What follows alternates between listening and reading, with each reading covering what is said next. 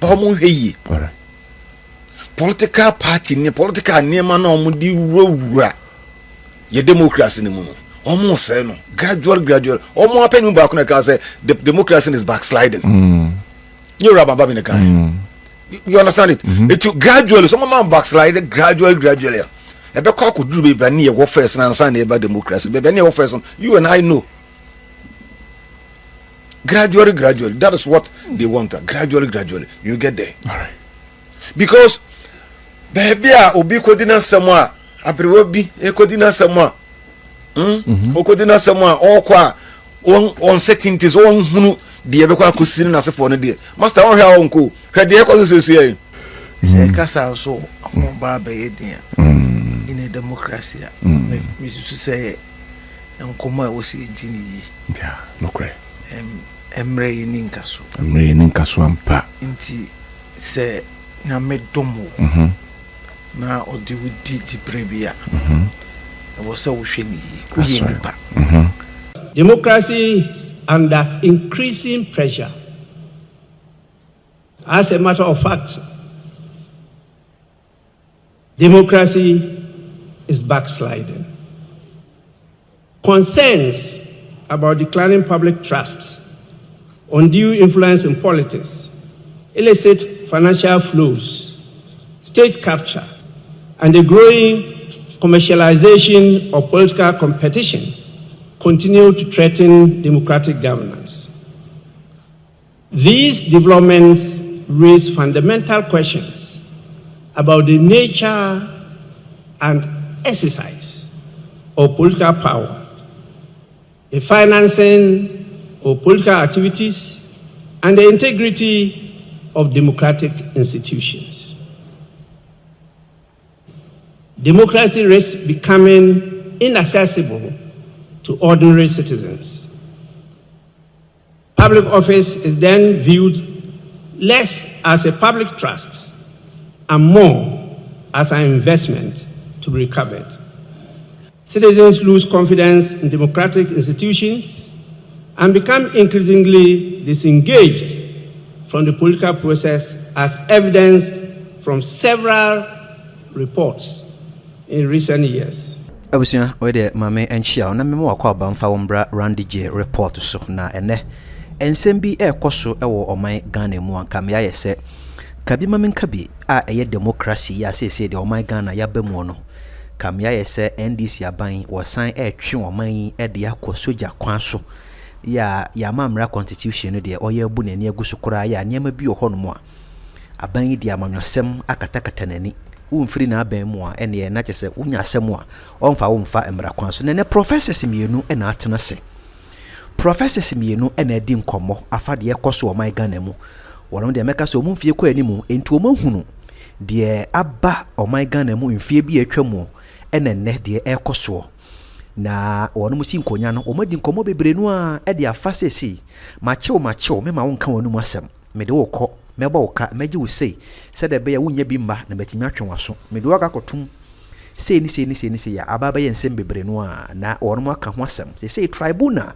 ya mrahye bedwafie mu ekokọ da sori ahomachi da suom na NDC MPs wono agi atum wa bra MPP for apie free dem ho no free so mo kire se saa tete kwa mu tribunal nsem no de enya ade se betimi abo o my Ghana free se bra His Excellency na Adodan Kwakufuado baye no woni MPP aban wono ma ba besisi court dan bebre wo memu hanom mpa ono mpo no osisi court dan ene ade no mpo no wamfa agagefo bebre besa wo ba ye agagefo na wohwe egum de ne taamo aso no de ne taamo nso nyina no wa momu nyina aya agagefo amono no nenso so court dan unsi ba kumpo ena wo de wo ba mu a ababa ya reho seminti sabre yanka wo peja jeje fo bebre ba o memu no sabre na ese nka wo maka bima minka benitimi koso na boa se de be ya wonum nyina betimi aboa ma atentrene atumi akoso na so de sabre ya wo peja manfo dibre mo be jeje no sabre mpo no mo sanfa mra no kora nya adwuma yoko edi baabi FBI ne ho ahwan o nyina de amanwosem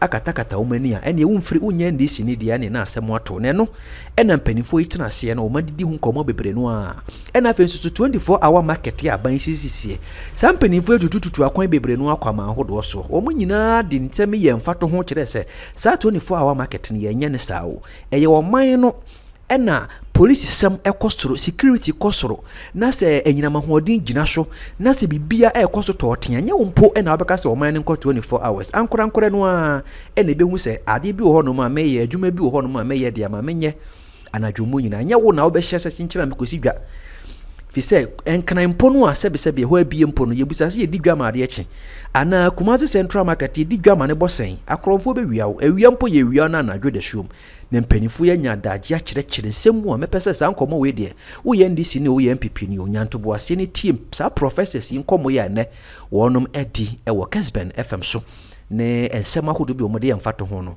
woni beje pa mesira so be like me video ya ma me share na fa wadwenkyere nso so bra ye nyina ye hwia de se sa tribe na won sensem ye omode abai tie nkyere mu ne ye na fa wadwenkyere bra ye nyina no ye kenkan bi na ye hwia adwenkyere hodo a mo nso so mo enra de tie ne se eye quarter ewo agona ehye ne se baby owo bia ohia ne mpese nti ohwe screen so okatache frifa na niam hyehye ne kon ya wontimi nante a yatam no de yato ambulance mse ye de no court na yakọ akodi ne asem ehom sana ne council ewo ho se ensem no se de tie bia no mbusa na obetimi ya no judge otidwem se da bi gese papa no baby owo bia se wo yade se aka ne de yen kukuru no na yemfa ne mranto hwe screen so a ene da so no katachie frifa mensa ena enei yatam no a yede no ato eye ambulance me yede ne court na judge no de opese obisa no no woko akobusa no enso ewo ho we eye ensem no bia esie enso eno no well as a layman said the minimum no well anyway yenhwe na enwanwa because nipa no nante ekura ho adin e de ema no but enei aba abetodwa se yemfa no enko enti ekukuru no ema enei yede no eko na eho ensem eno no eba chichira no ho ensem no a kwadwo opon de nsem bi de atodwa na de kwadwo opon kroma eka ne se abanye otisoi ahyeda eboapa ena wakwa akɔhye eye security agencies no achi ena opeso kabema bia wo Ghana ha bia no tum se beya wo mo hyehye dwumadie bi eba enu ho na kyese bema bia ni Ghana ha watimi akabi so nkyene no bono no na wo kyerɛ sɛ onti sɛ amafo kase abanye otisui meka president ene na abanye otisui omunya tetema wo mo ebekɔ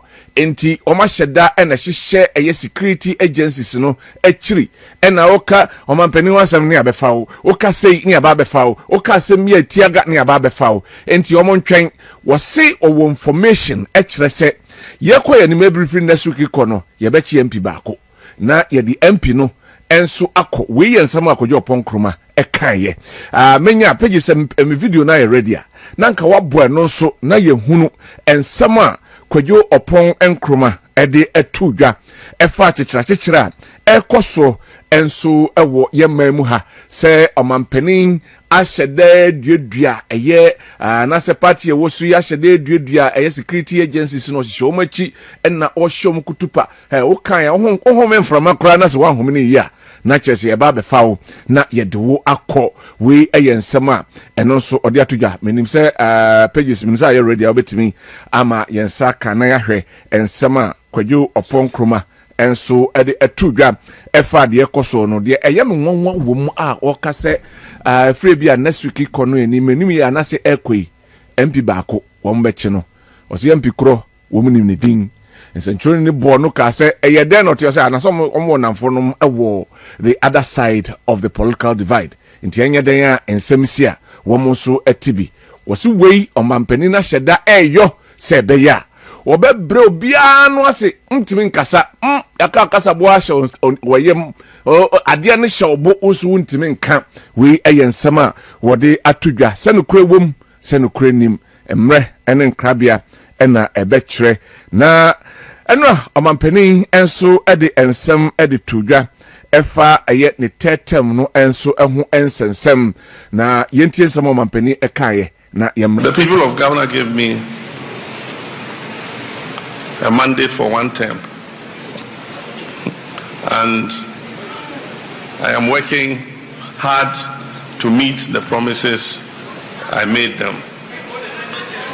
And so I always tell my ministers, I say, let's number our days so that we can work harder to meet the promises we made the Ghanaian people. I know that people have gone to the Supreme Court seeking interpretation of the clause that governs the tenure of the president. If you ask my personal opinion, I thought that it was clear enough. Me, I've read it over several times. It's exactly what it says. But if they want to ask the Supreme Court, that is their business. But I know that the people of Ghana gave me one additional term, and I'm going to work to meet the trust that they put in me. Right, enti omampeni and somebody to jano say a man for a man 1 term. Na and some your car wo to hono. And that's a man for ntiase 1 additional term. A hono and a man for ntiase a man pedansa unya bako besako. Minim said the opesa watchere. The watchere ne say yachre no so wakan so many times. Inti a man for the Supreme Court. Na se Supreme Court ebe chema but no die ntiase bako. Man for Ghana for a man 1 term. Na additional term na ebe share hono. A ho and a man for say ha. Asemi ase aye bibia e wo ho. Well, I'm just quoting what people are saying. Ti eno ehu ensem eno no. Man for cheso man penisa nya ba ko besa kwa. But what can categorically clear say wo no won ko bio. What say won ko bio. Inti eno enso ehu asem ya ewo ho eno no. Na ye hwa chichiri ya, ye chichira manfo ya. Ena lawyer Alex Segbefia, who call the vice president officer, or no deputy chief of staff, na a ho and a war, na a nano, DF anan a lectures no ase, and a wadi echo tuja and o kase. One more or more kase, munjeli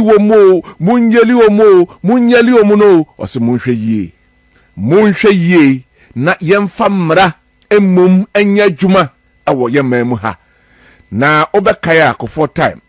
Said ye omodi NDC phone bi efa no mu gina se mra no se nkomo koye se yenhwe yen famra ka bia komo krofo no bi ka omuni ho nti ose omo enhwe ye menim page se no so akra na se no so obetimi ama yen saka nanka eno so yabo na yahwe sede eho ensem etie sede mpenfo kan ka komya ni kwaku na anum nti eno Alex Fegrefia wono so ensem a wode ede atudwa organizer the NDC people. Yes, ene to me ehye wonsem na wochena so that's the big question enti eho ensem eno. My last picks ewo eye ene 24-hour economy marketer ekoso zamafa ka ho nsem bebre. Now Ghana yare we are sick. Why are we sick? Ghana is sick because government di bia de project ba ofri so anaka obekaya NPP the 1 district 1 factory ebaye na enano according to statistics and research ahodo ebaye according to Uru Akodo Honorable Kojo Opon Kroma HSA statistics HSA about 150 of the 1 district 1 factory no ena na ejuma sana NDC4 ebeteki tumi na omo aba abedi aban so ombae omso munye interested nti omu twemu NDC4 edi 24-hour economy eba enei ye who's a 24-hour economy no mu 24-hour market aba be piepie mu na the issue is that say 24-hour market no say omampani His Excellency John Dramani Mahama and in the NDC free so what becomes of it inti 1 district 1 factory the eye no yento aso bi sika ko wura mu ni nyina ayekwa say omampani Mahama and in the NDC free so what happens to the 24-hour market eni e ka say agenda 111 hospitals no bebregu wuram asika kwa ko wuram enye sika kuma. But my concern now is the 24-hour market. The only concern I am a reho and say sometimes bia ye market say ye besi market no issue.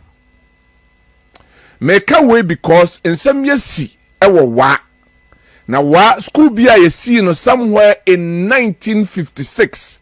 I just say about 70 years now. Ho and a MCE or wa esi baby a school no wono ehwa na ebesi 24-hour market no na yekobu school na agu etu nkwara ne nyina agum na baabi a renovate na de omoko. Yes, is a good idea. We aye mmia kakra yesi 24-hour economy no ebi aba yesi wonsuom ene ne nkro ne ba se yebesia. Why do we have to erode and as yenyi an institution that educates and free ho na yemfa a market and konkoso? Yes, I bring economic improvement and economic friend is saying our liberation na se for ho, but is that the only place you betimi esi 24-hour market na inti mo amunya mi ya market mo de no? Take a cue from this. Say ye bebubu school ya edi mfie duasa yanhwe institutional memory nipa atete wo mo ene niema friends saying history ene records at that school ne ekuta ya ye see ye ko ye free ho ne akosi 24-hour market enso ewo ho. Word to the wise, say enough. So that is it. Ewo ho. Dr. Frederick Ejaku Odru ewo ha. Doc, good morning. That's it. Ya to ya no so narika. Wow, kai. Wa ya na anu akopa na wanyasa. Aso. Say kasa enso eno an ye didie. Eno an ye didie. Ai. Ti se kasa so ho ba ba ye dia. In a democracy. Me su say nkoma e wo se dini. Yeah, no cry. Emre ninkaso ampa inti se na medomo na odi wudi di brebia e wo se wo hwani uyi nipa sebio yare etimi bo utimi wu on my way there some of these experiences your man penin cry free and say yeah, that's true. Na ono na on my nyina kutano die nanka wosa ye man nipa bia no ki betimi aye enso mre son ye no ofri yensa ti se udi pania e wosa ohwe yi o man se wo hwe history na o track nipa bia aba muda na wo hwe emre bia o mafiri aban mu ne wasetena nanka ya na me pese obia nya me be wadoma obenya dibre no enya ban adwuma nko adwuma mkura bia wa na me adomo wa be pani o adwuma unya dibre bia dia hwe onantie yi ifi se oye nipa emre edi adandan me hu obia nana ban ewo abe na oye nipa kese na osun o aban no masase na ekonanim no ne suban ne kasa ne ye bi nti eche na yi efrenesa the position wa aban no efrenesa to say na aka ban no be 2-3 years ama omo free aban mu ne eji ni position na me koshia no ukraine na me ni miracle waye mobo edi infie nan na ban free so no a me sa ko hu no na to say kanene kuraye na o kekako se wo ko deus anche na ban free so pa no 5 years free and so say me de me boni din a chiro say nipa no say na ban no fiti ase a na oye panin wom na woni nam na oka ne ho a na nipa edwane ne ade and so emre ni nkaso say ne ye say bodua anka nchiachi no sanso ne nka konfonsem nti yesre udibre ye ma udibre a fa ho brase fa nyamisro na dwene se o ye de edi mpuntu ebebo ma yeah keodi nanse ma just say me rate me ho say me Ghana ni Samum and say and the baby do not critical, very critical. Prof, Hey,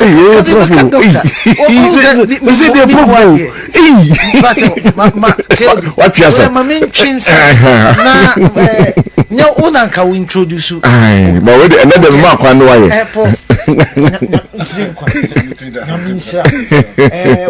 one man, ye more you do. Say, no, but say, no, me, Professor. Etiwa. Baby, oh, media me my pen. Oh, I get walk away. And at the moon, I was say, Obi NTC. Yeah. To become a professor. And easy. And yes, school, Did can be school. A dredge. Now, why ye, Jumans, dredge. Enti enye school nko a wako nyuma waye ne nsema watra to ye nyina ye bekwa akofa beka se Professor Kwatin Fuku ka say Prof Namisha you make us all proud anyway but as man American Jody no craning na me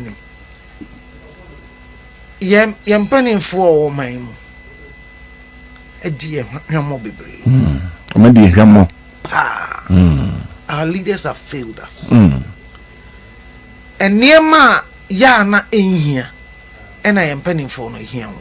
If we say ye bay or my basine, me nipping be free. Munina account. Omo dear hamo, see. Okay. So on my. But MCP me call conference be. Singapore. On my non population here 5 million. Singapore one city state. On mine chrono. Nina memfan say Kumasi a. It is a Kumasi. Kumasi. And a year my and then nipa 5 million. And the two. On mine near Sasi. Kesi. Inti insuyire ni ade anka omo betimi anya problem. Omatimi aye me can say water channels akesia sane be ya insuo eba so kra ye wo ba bia befa but insuo no kra mo ye omutimi sidan esi insuo ne so omo de boats ne ade esisi so a utimi cruise ofu na wokoba omaya omo population of 5 million. As we speak, almost say afibiano, umunya visitors to the tune of 16 million. More than triple of the population. 16 million. Me kono me di 5 days, 5 nights. Mine. Hotel a me die and guano every day. Na ye me $400. The biarada. The biar. Nti between $2,000 for my hotel. That is ode se man to shi ukronum.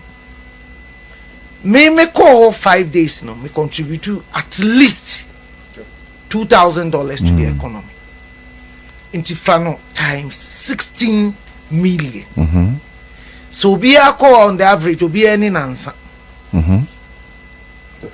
I'll contribute $1,500 to the economy.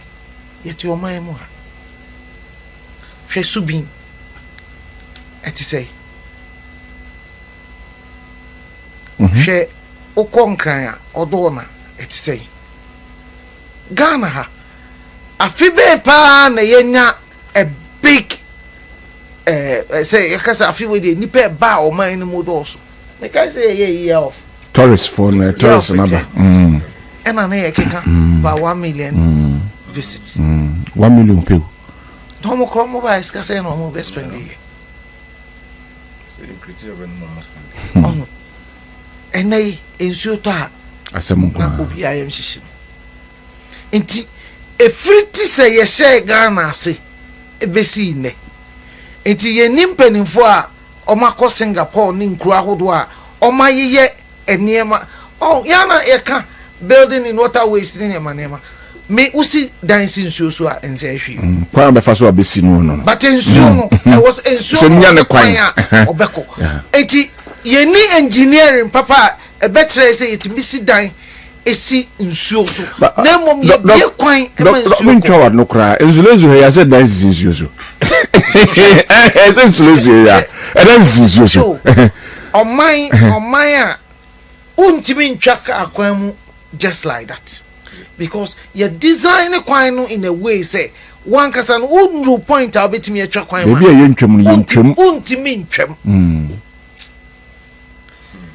mitimi nanti free hotel ameda ewura shopping mall enanti ko train station etimi ko fa another hotel mu eko another shopping mall na me mpiem free edan mu onam edan mu sa onamu enti ya shopping mall ya free basement level and I see no be a 5 levels ekwan kakra dem obi enfa onkoto se obi di niema esisi ekwan no se oton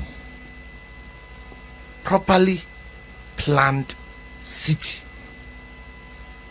Ghana iti eni mpanifo betimi high plans amai yeni architects yeni engineers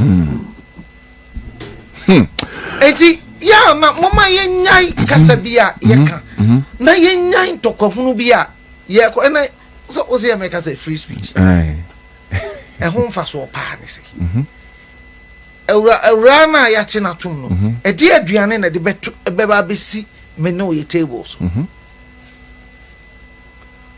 Ayomaya, we major in the miners. The Ehiano, and no Hian. The Hiano. The Ehiano, yen yentimin can't say and penny for the say, and near my here any a quite band your befasway. Now, Doctor Bedaniaka, because Okakrum Bitty. Yeah, that's the question. Yeah, my bompire said, coupon and no me on to me. Me man me offers it, me moment no me. No, that's papa ben I don't do any entra. Maybe I what was a wood and Yame don't me if you got crabby can on me qua say I said new name me offers me chiriman woman me boo almost on my massive phone say Yame don't me na minya kwanya me mo beer to go Obuna F no more teacher mine na intimate you see what is the future for this country a dear she say last week na your friend say na sanitation munuanom bebre ni medi nkom say na sanitation am say sanitation dey say clean up na ye no a year to the extent to say insu ayiri afefa nipa assess enema pipes kra na insu famu bai fie ab kra na ye contaminated nti yensiesi omanum se ne be ya immediate challenge say yenya epidemic but so be catch me say clean up no and ebe solve the problem of sanitation then they are lying so be catch say clean up na ye no eno na be ma flooding no eto atwa na di pakro nim de oka eye see ye clean up no na yes ye no da no di CC kro na mum niema was ye e so sanitation problem aye one waste management problem aye wo man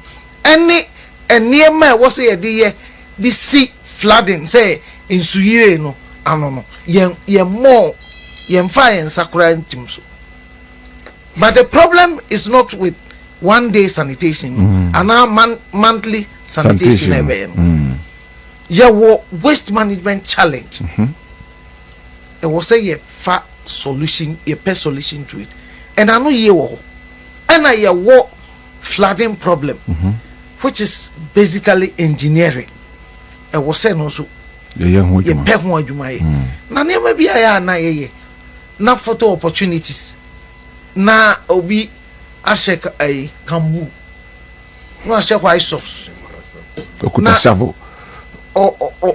eno na de ne be Pedase mama Dr. Kwati Fukaka. Doc, hey.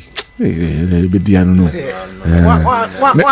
Me kura de ana mfre reku de ma reku. David professor. Me nuano no ntimi me friend ni. Prof Akwa. Boss majors. Na woko de. Ede yamiasi.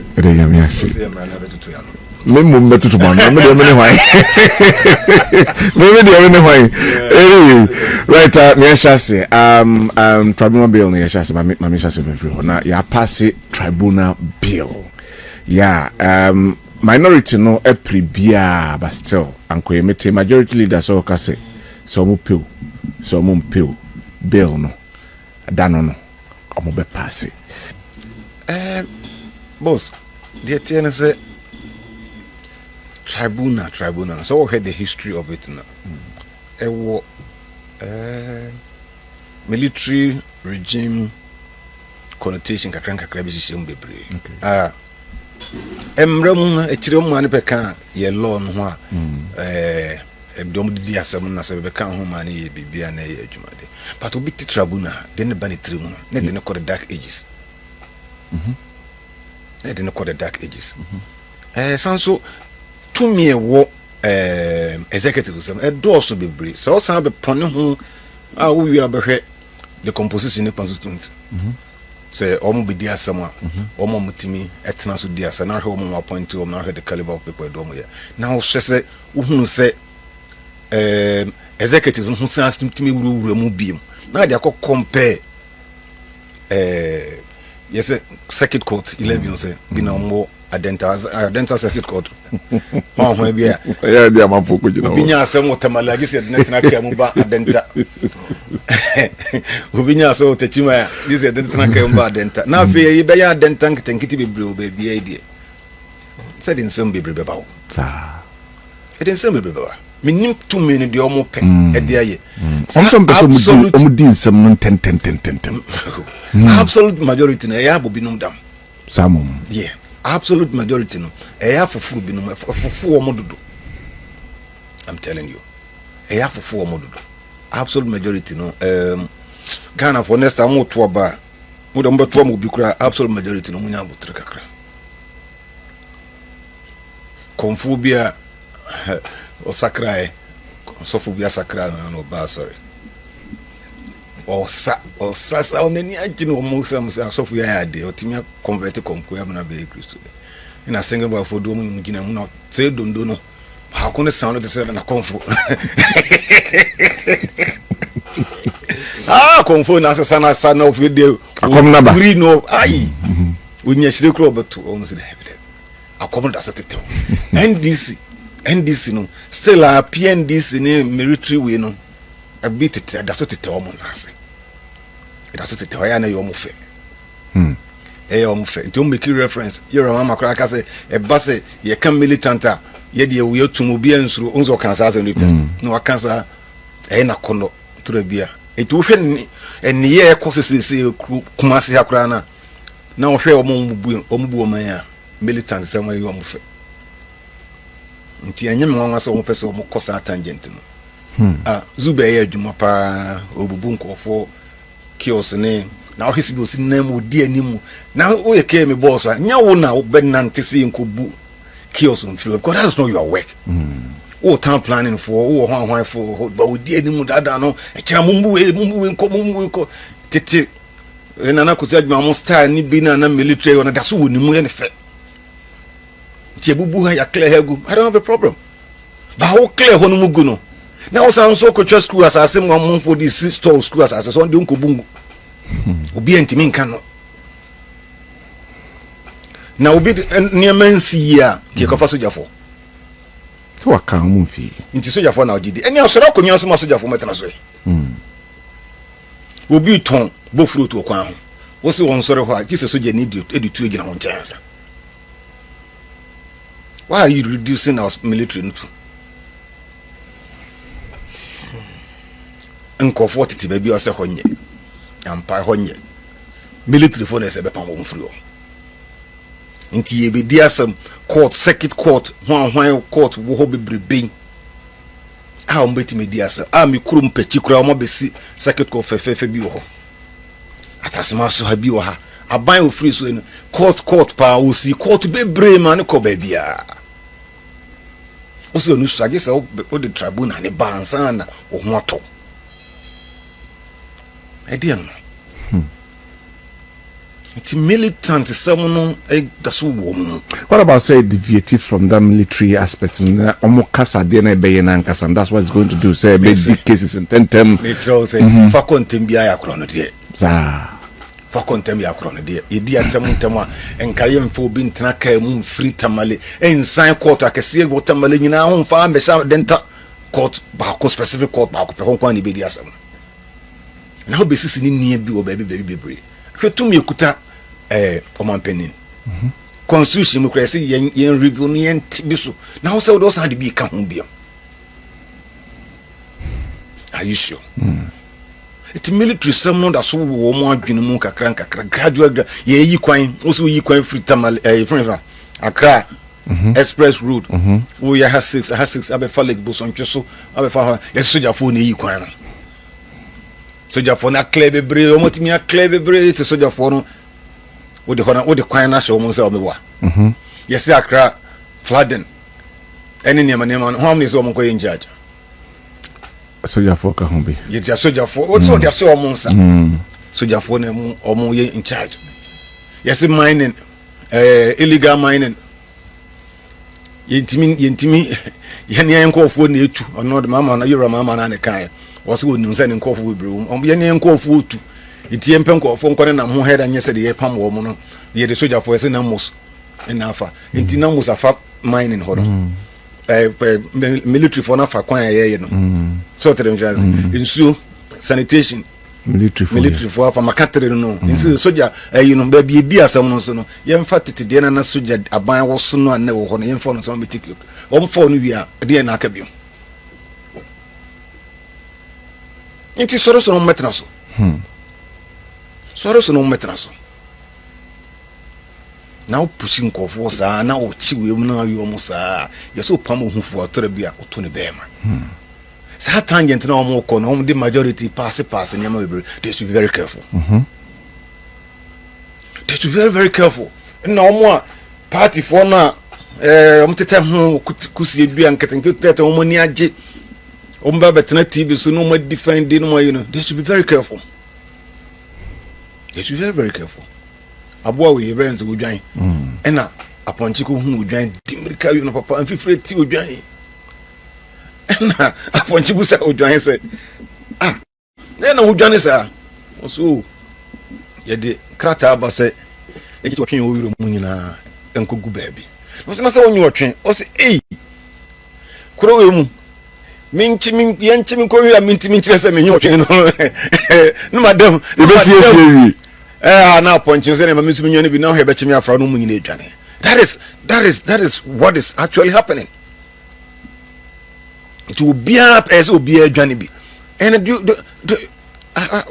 na obenya frem ye do man ni nyina amon wo se buo man ni bibia sa nti sa ne ma wo kan ho de na obenya frem so to mean boss to me the nkehu here. And Ghanaians must resist against that. We know the ban because a big tea amount for fundamental human rights. So a bit tea or be brave. A bit tea fundamental human rights be brave. See, Becca, you say, we are here, Imami. Composition of the composition of tribunal. Composition, yes, a chairman. With the qualifications so betimi aye a high court judge then appointment by the chief justice or appointing the to omujin so betimi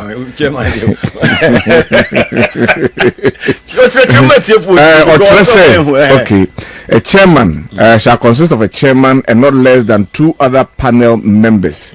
The chairman must be qualified for appointment as a high court judge. Must be qualified as and a high court judge must be qualified as a high court judge. Into what you will be a or say high court judge we will be obetimi di high court judge on case will be a hard court judge inti ye hwe nimu na e be ka jo say nde wo se obi obetimi di high court judge e chairman you bet be hwe sa na ka jo so obetimi di high court judge asem way eye very plain and simple ye hwe nimu ani ho say mre bia ne ye supreme court da yi wo na friend say sa court asem a wo kan na wo ho na hwe mo no mo ye chairman for ani from chairman wo kuro ma say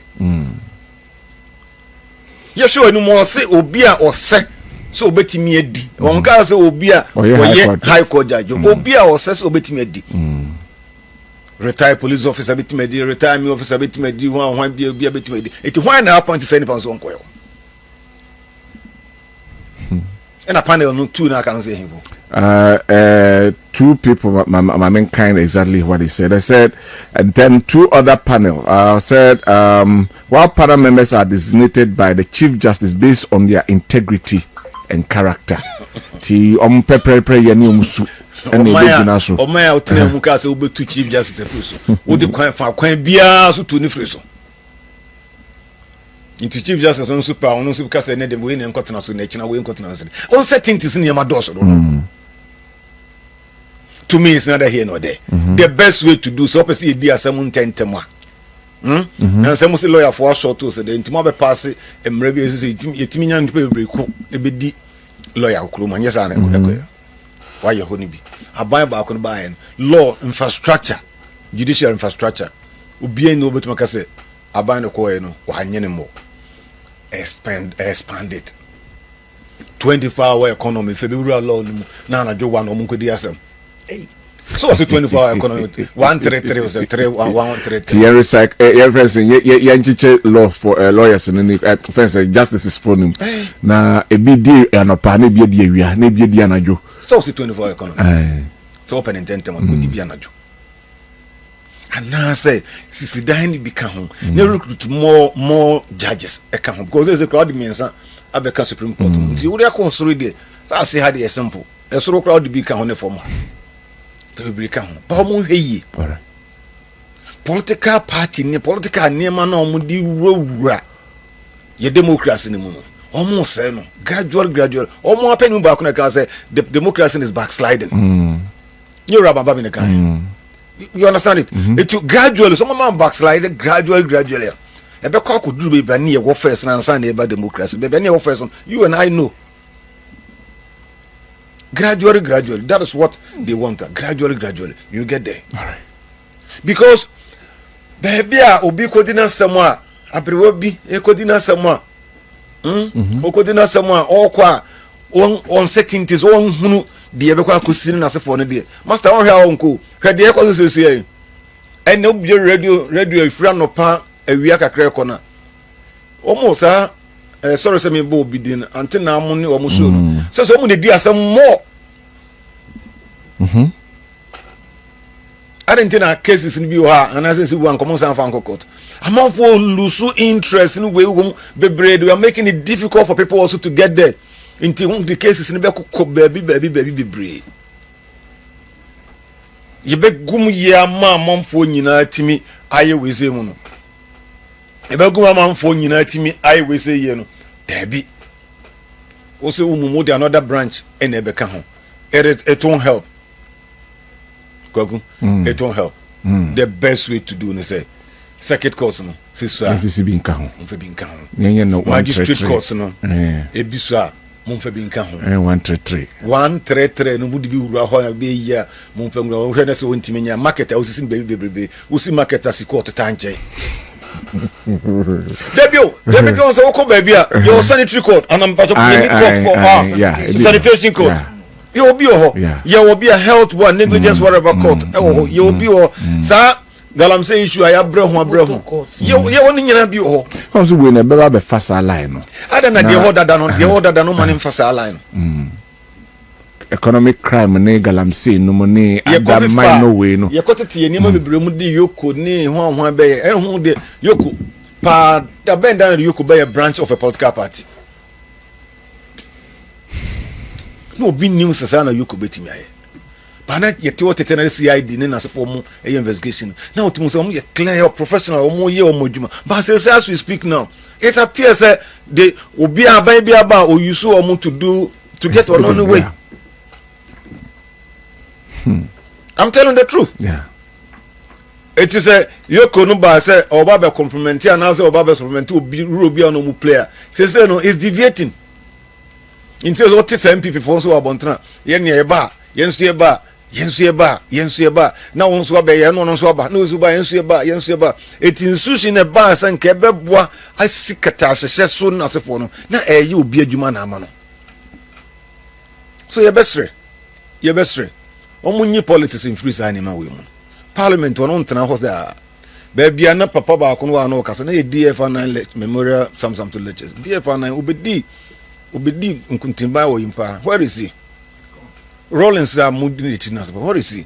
Mo pro parliament wona mo be semra be ka ho. No daachi no nchirima be ka ho say would try selfish parochial interest and now my sign inside the way.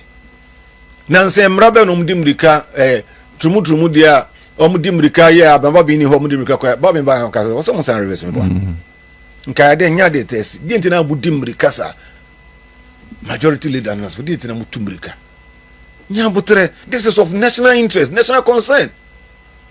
Would mu say enchi ubi but e chine becho say the odwan we no odwan e no sa so ahwe ya won so no becho right.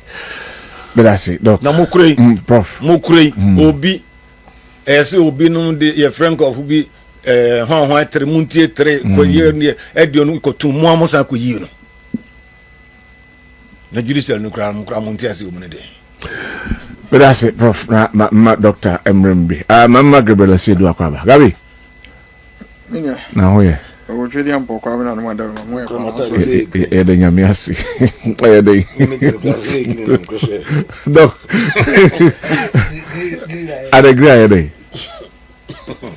Are o chi green color. Aso ye shia. Ya me de wa yi mi ama. ni u ma me te won kana. Me kwa ma punta ba ku firi mu nyam bra so me kwa na mo nyina.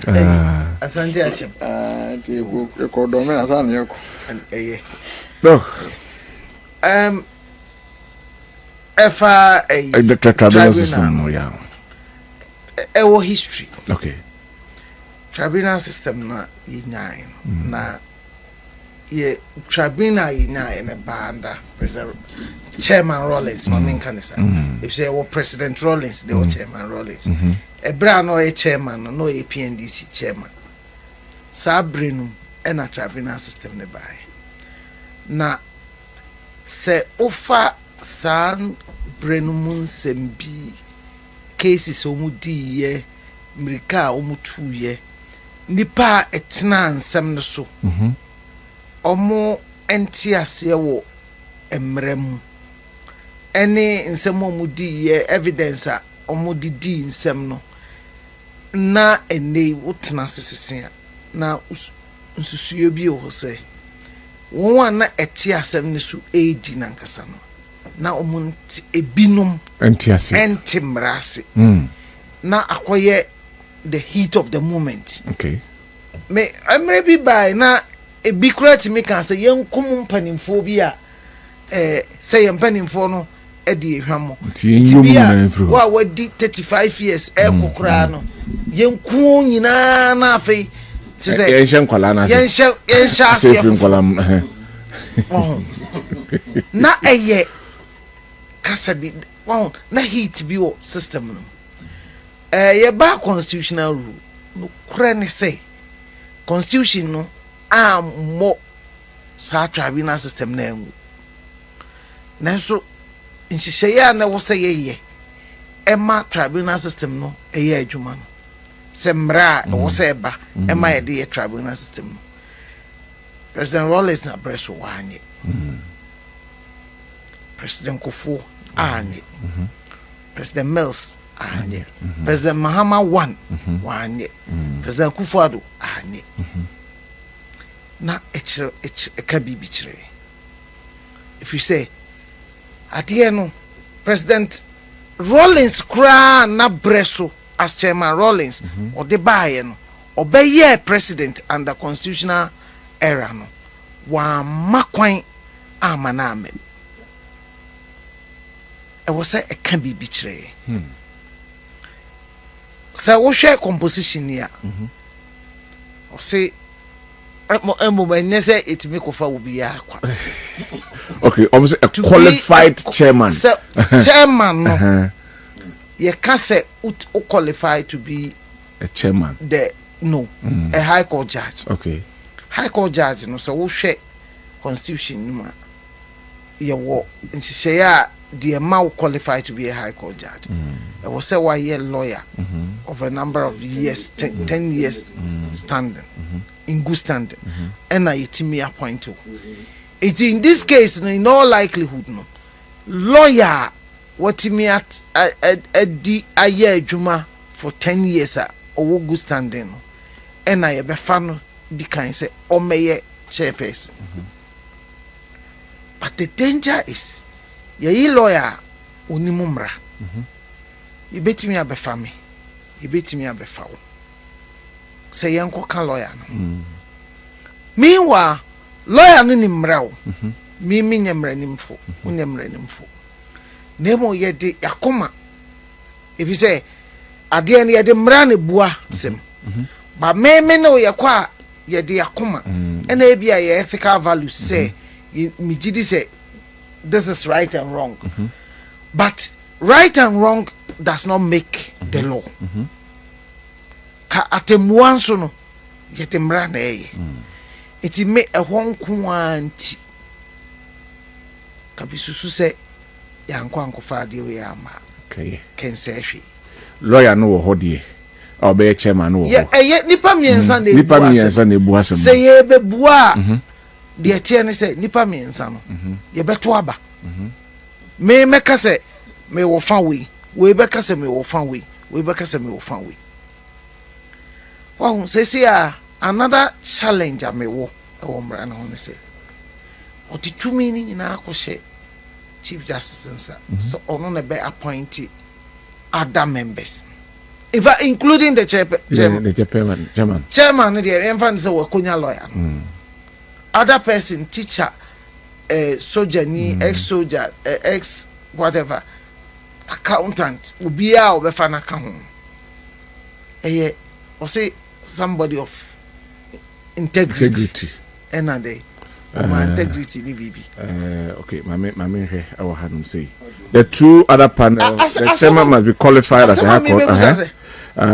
Okay, and integrity and character. How do you measure character? KOD. How do you measure integrity? Ubi no crediya udi. So integrity test. Integrity test. Integrity test. Are we all people? Are we all chemical interrogation and answer to. Oh, and there may be our way. Now will be a ponobi. Ama one share. Obi a opese odi bone no betimi anya kwan edi bone. Oh, me, I don't believe in strong characters. I believe in strong institutions. Say ya ye institution ni ye. Na enim say hye ni a odi kromfo kwa akotena no a na say ye wo checks and balances na kromfo kwa da no a onim say ade me fa ha we be so mensa me fa ha afidie we be yimi eti moma yenya niema emuda ho ekwan e fa so ye judges emuna ho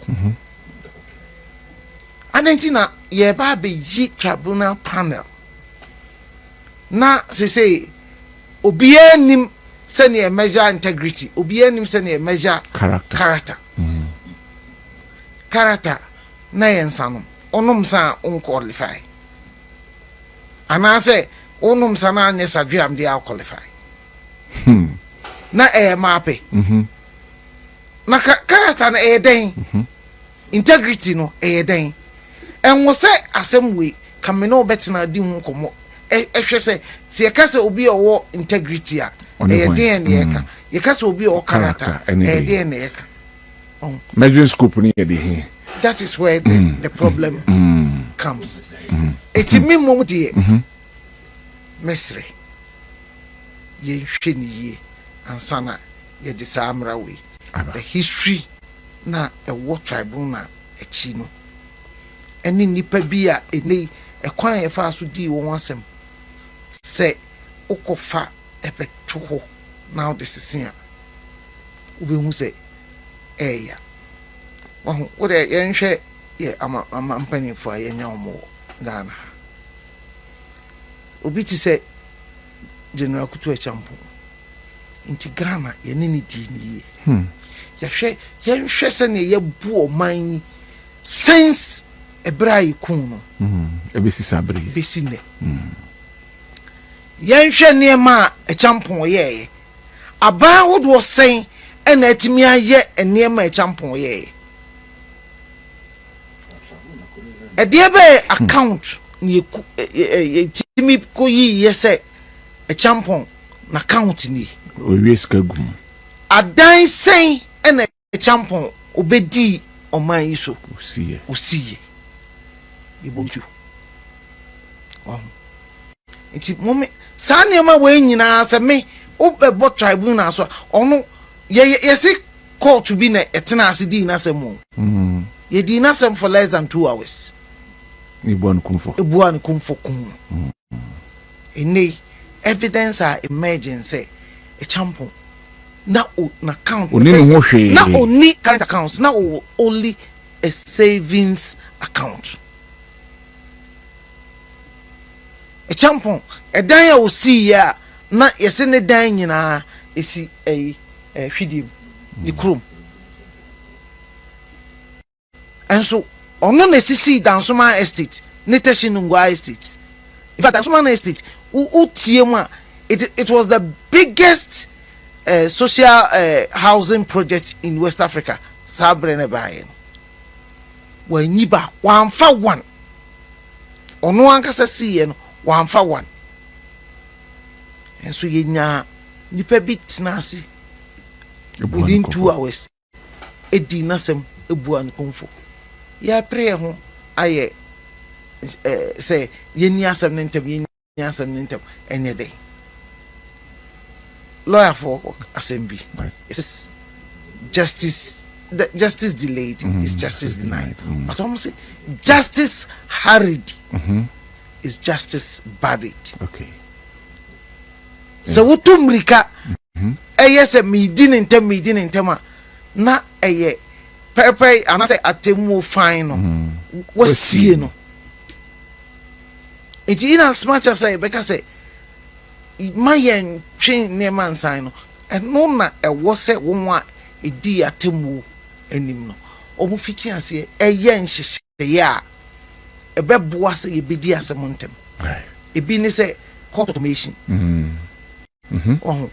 filing process na ebi waste so much time no ye nhyehyɛ ebi say yen pekwan a ubetimi a file on your mantem and then say we see a case a case management ye share antem na ya yen hye bibia yen hye pa ento ho be ma asenie no akontem enye se ye kwa akoti tribunal ewo 24-hour market asem se majuma me yenti local governance nti ade ba ko senka mewo ano edi kasa chembeni for mesrewo eye market nisi yemfa ye wo o my me fair bibi ghost markets it's across the country and over so many years ye wo dwa bebre a yesisi wo o man mu a obeko potemono ne emano enimudwa omuntra ho omutimiktina ka kwan ho edidwa a yesi dwa ma won so munko part of the challenge ne say one edi animu ma yesi edwa no and in our assembly system one of the biggest problems I wo a consultation one ye study say ye pese ye bibia ye nyam hwehwemu enkomu se ade we mfaso de ade be man ena de toso minu ye nye scientific study of enema bi enu nti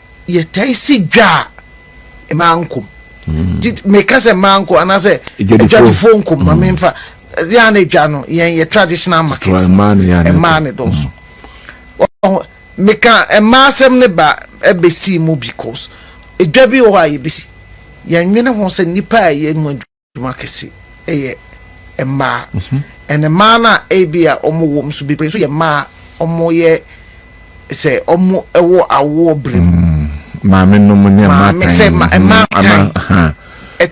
ebinum taye matan na ma wo ewo ejisa ye wom eti se wo si edwana ye woni ema bi e wo se wo dwene ho se mi si dwa na nipa ebe di mu dwuma dodo no eye ema no so dodo no so ye won a ewa enema ben ni dwane ye de ka ho.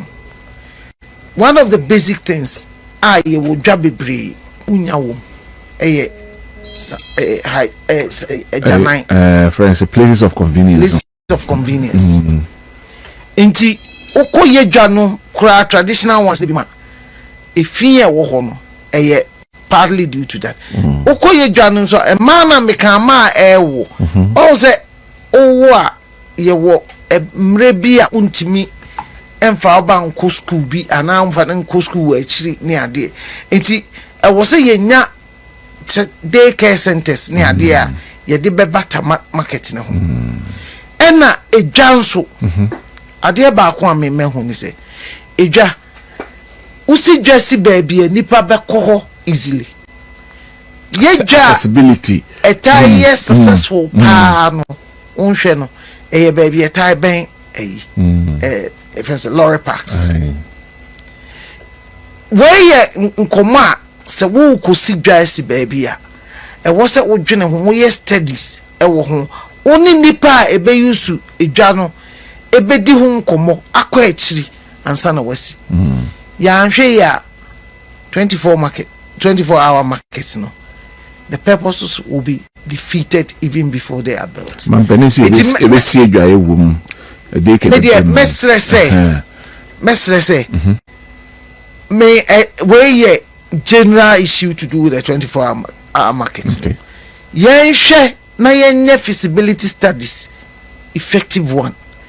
My yen hwe already kwan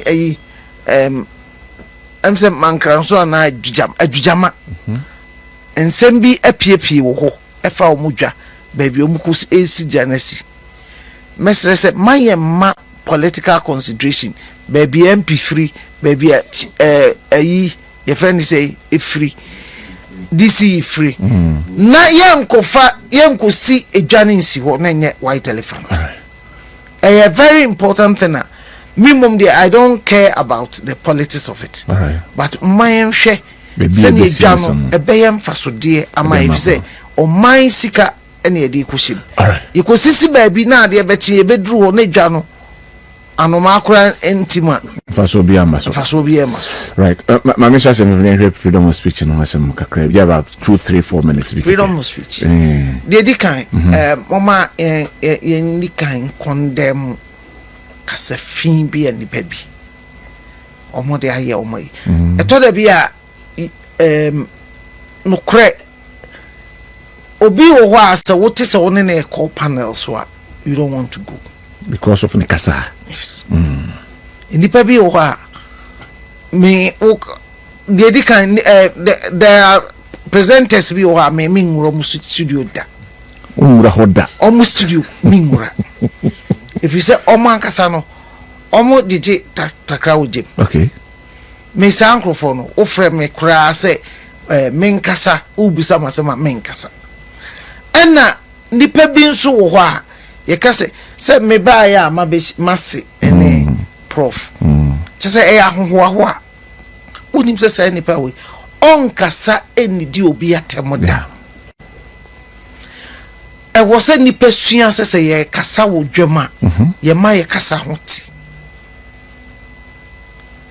enti sa wo a enim say o kire na dwen ama superior argument ama obi ehun say oh asem no makotena se adwene ho ma kire ma dwen we aka we ye de to nsane ni a wotumi se nsem no kra mienu ni nyina kra modu na emu bi a ye mfa we nya adwuma nan but obi ho a atendidi oh atendidi kasa fin se ya tetew wo fie ti se de me si edro etete me de basin tete etete me na mintimi metna baabi ana me nkofa phone si manim enko cancel enidi obi atem if you say ntitia me nya wo fie no ene me gidi a me wom no e kire me se me mfa ni die ema me yonko nipa na titiru se obi di panin kura de a odi ni die kese ema no but having said that, in as much as me nipa bi kasa mempe omo kasa me ne omo ntena panel so me nko mu studio na chi no yesi ye democracy I say President Kofo Baben one of the first things Samuel na Kofo Addo na Attorney General yesi yen decriminalize speech kasa nipaka yesi maye mane nyese bone a yede ukoto afiase sada bia mitimi achi repeal of the criminal law yeah but ye no ya ankasesa ukasa tia obi utwa ntroto obi so ana ugu obi ani mase a utimi fa ahodi menkwa ebrane de se opese wo ye obi ade a obetimi afa kwan bebre so sene ebeya ye nyina betimi anya kokuduro abetena wo fidie so akasa oh niema bi kop so duro ba bia afi o be kasa na usuru if say as it is one hwe ya say o kasa kura na o ho ye obi ahin say wa hu say wakoka asem bi no o business opportunity bi kro bi o timi yi frunsa basa ko basa o fa ho die nso ye ba be ka mo asema bisusu say ye wo democratic dispensation ehun ni mfa so say be ye be criminalize speech ye be ma so obi ye ekasa tia obi nenya fa ne kokot ku twa ni damage na kotu nko bisana se mo yia no ye twa ni damage eno mum eye eno kura no ye ompanimfo bi a obi timi kasa tia so omi mua amampanimfo bebre wa krofo akasa tia won but mamen kasa mbako ya na me mesre President Mahama ene onwa ben no se to da bia raba no kra me asem o kan no man tida kusi se be ye ho ya ye kekan ya fe security to da bia obi o ha ese asante fo wo baby ese we kwako di bibi na akodwa sasadro ani jaman no fa na yene nam ho to da bia ekrofo bi unnim faso to da bia enipa bi omo hu nim faso nanso ya che no yeti na koto efiase ye be yi no ube hu the political mileage enipa bi ba be me wo gidie say da ye be yi no MPP fo bi fanfe ebe kwa akoye fanfe da no awuraba na ipie no sika sa nkrofo no be boa no de ama no aye no hero obadi ebia ni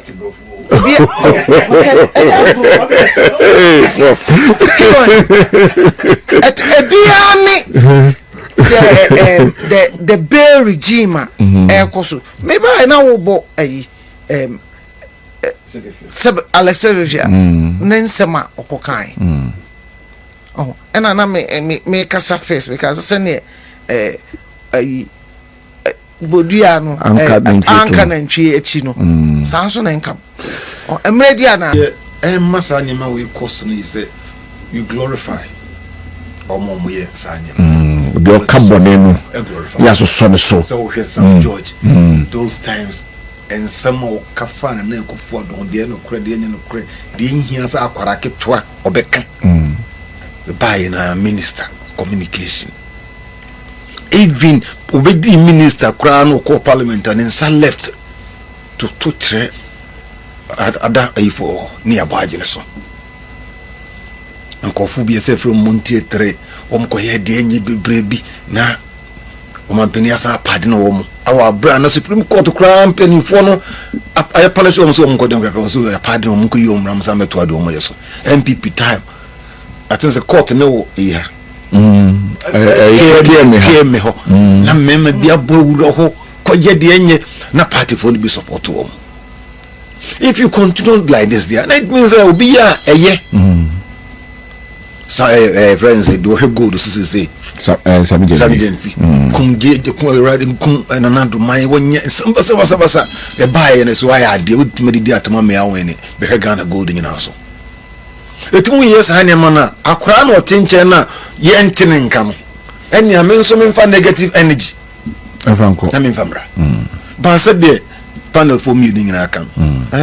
Research as some of us here. It is a wow, Cacasafino, who chin perfume party rather than so the Perca party. Now, we are ready. If they don't know, you are telling them, I'm far back of Pem account. Even a Mawa call for Nubi, Crampono, a few, an MPP. Bon side over here. I'm one. They vote when the bow. Or to Jaw Casafire on the star or the idea. Some of us will tell him, say, Dwayne, he's giving the party negative name more than even adding it into it. Right. Into the star and I'll be so panty. There be a Yacho do to care, Munia do free, could treba now open. Once I'll be net before Papa Saju, they know, oh, for Quan Vanusan and their Judy. You understand it? So, media make say penifoni glorification almost glorify sa niema na dodo appointment answer mama niema ya fontaine nkran residence me hu so mutimi tura because first we are social studies in civic courses of course no for the civic education ni ebu sankorano who is the minister for this and obu sankorano minister because some of them are not ministerial material.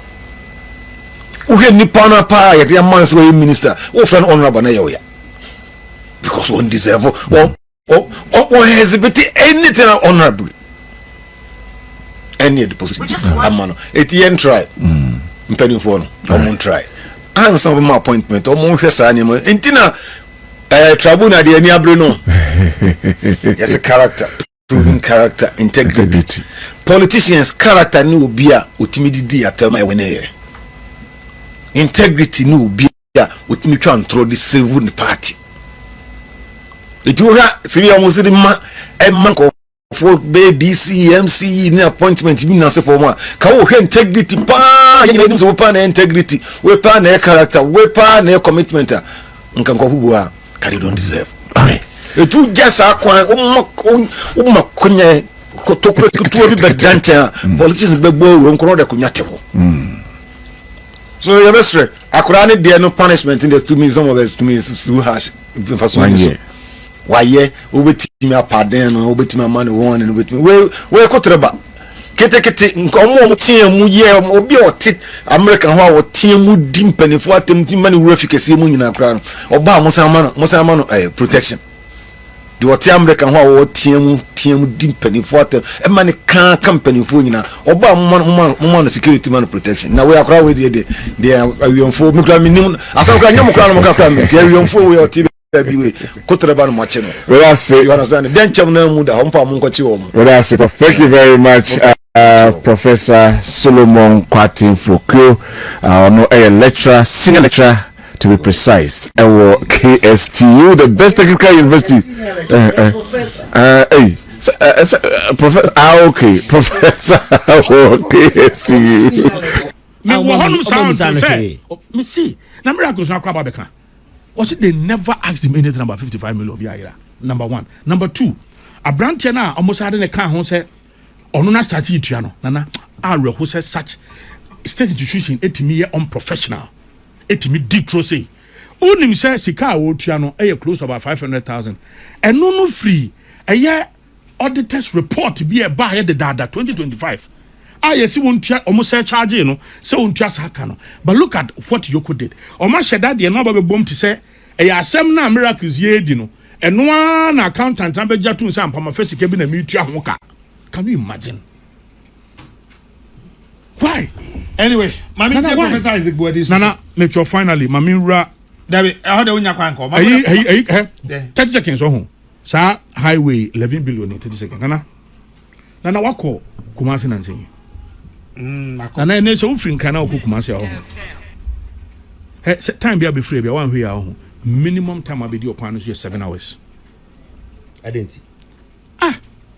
Akwanya, you were Kufado, Nanka or dualizing. Oh, first one, say Akwanya, yeah. Oh, a lot of places, and I'm on Kokumas, and Passion Fanafi. Min Kokumasi, you see the Megasa Min Kokumasi, Megasa Min Kokumasi, Mrs. Okasa Min Kokumasi, Mrs. Okasa Min Kokumasi, Michelle, Yamipasa Michel, say, Yampasa Michel, say, it's Hannah. On the 15th July, and Adiba told you. Or say, Asemi fi Yera Mahama Yariga majority leader. As someone can say, Ghanaians will see the tricks we are using to hold the city down artificially, and the economy will collapse if we allow Ghanaians to view and listen to the BOG governor's parliamentary probe. Métier majority leader. The tricks part in the Manti. Manti the trick part of, but the other part in the what he said, suggested said. Say my governor no kwine na obabe kan yesika 7 months and the 2 abontene a. Yentias yesika 7 no foreign partners or any other interested parties omotia wan hwa na akwakọ ha. Sene economy. Then won't be having. Awusia, o my Ghana baby e dro na ese ton. Yen ton na yen chisika na mamu nipa em se eno mo na beboa yen ye wodi na esa no ahu se obi ene ho no beboa wo na emom se nyankopon e de enema papa de adom o my Ghana gold bauxite manganese enchine prekese anka tese bibia nyankopon de bi adom ye na enso so ene Ghana ode hye ho kire yen ye mpanimfo no aka etre no mu esiso no se wo metimi de adwene ama na boa yen no nko ane ade aka nene de ekoso o my Ghana mu ne de in fact ye hu se ye mpanimfo mo ye de ehwammo papa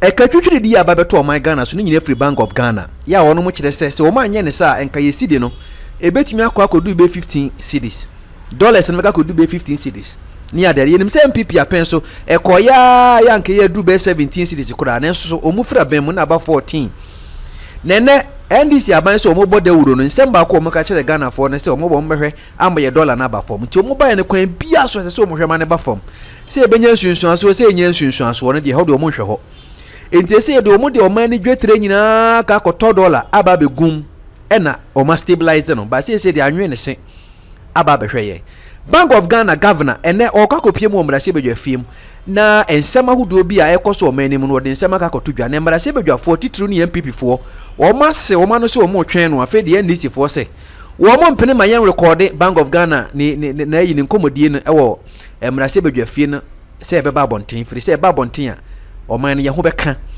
ehinta se bebre wom na ndo ye bo video bi kire mo ebra minority no majority ye NDC fo kire se omo makwa ma cameras mbem because ya nhwe sa afanyoma akemo ne omo maka ne bebusebusa nsem bi a emfa ayikora bi ankokon nketenkete ene ho ahwan ne ade ene no bebusa o de me ni kantie sa NDC for press conference na nsa ya wo mo kire se omo makwa ma cameras bemu a ayi afanyoma aken ne mo ne omo a omo nim sikase mu no bebisa questions bebre a be wi achi ne kura Bank of Ghana governor ha nani sukura bebre no amade enti oba mra hye be yafim akasa kura no o chese on kai mpo yenko tie bi wi a ne mpanimfo yi kasa ya omode atodwa na nabi ene nabi ne buofu papa sensem bi ekoso wa kirechirem tribunal sensem we ne yaje atomo mra hye be yafim ne ade ehu bill no akwakosi sei lawyer Nana Boache nabi ene wa kirechirem papa yenya daje na odi enti me mesere so be like me video na mame na wa share na do wa dwen kire so aba yenhua de. We see them on TikTok And people who are listening and watching on TikTok, they don't even understand the circumstances under which those comments were made and whether they were ruled out or not. So if you open the gates for media to be there, Afenyo will not be addressing the issues we are discussing today with the governor. He will get up and speak about every subject under the sun. And that is what you will capture, and that will appear to be the conversation that have happened. It is the reason he must be controlled. If he is not willing to play by the rules and stick to the matters that we are discussing, we will not allow him to stray into other extraneous matters. And all they did was that they knew the questions they have asked would provide no drama. And what they want is drama. And the drama is provided when he stands on his feet. He will leave the questions and will be talking about 24-hour economy. He will go and talk about Takukon Kitenkete and go and talk about tractors, all manner of things that we are not discussing at that moment. We are not going to allow him to bring you there, sidestep why we are called the governor, and then decide to dictate what should be reported. So if he wants the truth, he should come. We will allow him. But we are not going to allow for soundbite. Thank you very much. Over 1261 now. Also, the judiciary shall consist of the superior courts of judicature, comprising 1, the Supreme Court, and the Apex Court, then Court of Appeal, and the High Court and tribunals. B, such lower courts or tribunals as Parliament may by law establish. Enti tribunal there, enya ebrebi ana di brebi abo your constitution. As to say our tribunal na yenuanum NDC for the home bill about Parliament no is another matter. Because nana ya okese e betimi afra nana ya okese ne afro bi nso nana ya okese ba be ko na bia nipa ne kokko nipa ne etete wa kamasma ba ku bi no ya adwuma first capital or nana ya okese sa ba ku so PURC or so nana ya okese ko fo di adi boni egum ni exactly enti be ko mu no na ye fro bi sa nanso nisu ne ban different, and that is why we are questioning this. And nana me yamu sheme sanse enei sania ye court no ebinumu krasi yo monema no ema me yamu sheme sa tribunal e shemu I think section 4 say be independent of what on say many lawyer was yamra ne pa nti so du ono wo chechi mu kra no misre no bana ase emfumfum aba ho kakra no lawyer de kunti ameka san say oka independent na je say onom kra no onye di na asem ye kra na wontimi mfa na asem na wodi no ensan kokko tru bia bia mu because de no ho okasa wi wakasa wi but Article 126 ha meken kan kire wi kire say lower court ye di asem a woni nye ho no utimi epem so de kosoro utimi de ko high court e de court of appeal e de Supreme Court tribunal ya yenuanum NDC for ekofa asade abai a o maye eno nko ho act of parliament a o modi ahye act ni mu se ede no ho e independent no already you see judiciary no e independent. It is a tribunal now all refer to in the constitution under 126 now. Why would you want to also give such a body an independent feature of what? And that is the danger. And here, say, offer cases, no, banana, you asked something very, very, very. Say, see, one of the appointment. Yera Mahama NDC for your never appointment. Say, Omanyan Titi, Ebiso Munyan Titi, Ebi. Cases on Babe, ye cases here already in our court that day. Cases borders on corruption, tax, some NSA, some aspect of criminal ways in Ibino Ebeko. So how are they going to convince and say it is different from already a year and someone a walk out that I did? And I'm a NDC for by here. Kamala Harris I'm a mere machine. Yet abayano and amami. A die chin and yet no cockot. Yet no cockot, no lawyer cano. And now, ye busano, your money taking the plea, and rem, or the other cockota, ye be busao, would the bim, and I would default. So be a lawyer, grandpa. And my very good friend and colleague lawyer here knows. So be a lawyer, crowd when you are some Sako Pell lawyer, crime lawyer, and the head to charge. How much more will be a sabi? Only Mrahon he cry. Or Koya Busano. So what Tias on Tiasia. And or say, Ojitum, Wafum. And the Honan, I say, you're convicted of and sentencing. Monday, near when you know. Cause am I? Hey, my friend, my Wutu Senior West organizer, youth organizer, say eventually, I'm say, yeah, secretary or no, see a lawyer named Douglas. And they represent leading into Onukwano, Yanti, and yes, or the Spenters police station. Omuko Saturday, Abaya say ya Bruno, Ampa, or the evidence a chair, Bruce is being one year at the tray. Okay. It's your chin, no. See you, no, and no can say, I am a jitum, mafum.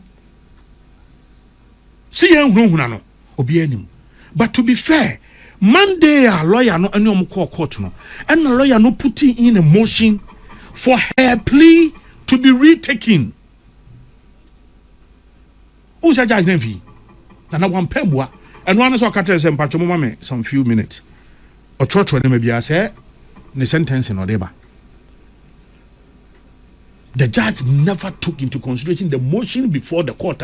Lawyer Yatum say, oh, a bra or bow when him no. Na lawyer ni bianca no yenum so say mra each say si ye kire wo a ne di kan o se kan obone a waye e de kire wo na yenya ka bone che wi ani asaka say wo you are also entitled under the law so be pay legal representation of your own choice say yenum say mra na e kire e very technical once dey do ma lawyer for kwa dey bia na say ye do asuko ansa kwa ne ate ase e bre bia mra no kwa na ye sa kire mu nti bia na wusua de enti me di kan say lawyer ni nya asem kran po na kopɛ lawyer ni na lawyer ni na betwitwa age no how much more say bi obi ono nim lawyer onim law mu nsensem bia so I felt ina hwɛ at the Kuntia constitution e ka say yebo wo edu na say wo ye free say mpo kran po no sa aboni wadi a age say atentene efo no omo hwɛ say ade no e beyond reasonable doubt. And my good friend here knows beyond reasonable doubt. And this woman be and tanta. Our dear wood, you know, and this woman be coincident. Also, you must be clear in your mind that any person may see where this harmony and the sentence no because and if I would now be just war. Wouldn't a BB punishment be now dear mano. It's also ye be just ampa. A dear me ye a beyond reasonable doubt. You prove it before me. Into Monday in debe pa ne ha adwin se wakire obi eye fiada na oba court ehun ton so ka mo e de na tena mema so ni mu aye de na ba court dem ho na wagye atum sa memene mfeso wagye atum se amadi boni bi na adwuada ne lawyer ni aba se oh na no oba na lawyer ni kan we ne lawyer ni aba ntimisre ni plea now take you know Mr. Say a person taking no Debbie judge on Tiasi a 1 year sentence no why a jamam yam shibi was our tribunal look you will come her and now a court abronye asemi a whole judge etimi judgment can say a woman say Ghana mrano a guarantee freedom of speech. Now, Idi Amin can say, your freedom of speech, I can guarantee. But your freedom after speech, I cannot guarantee.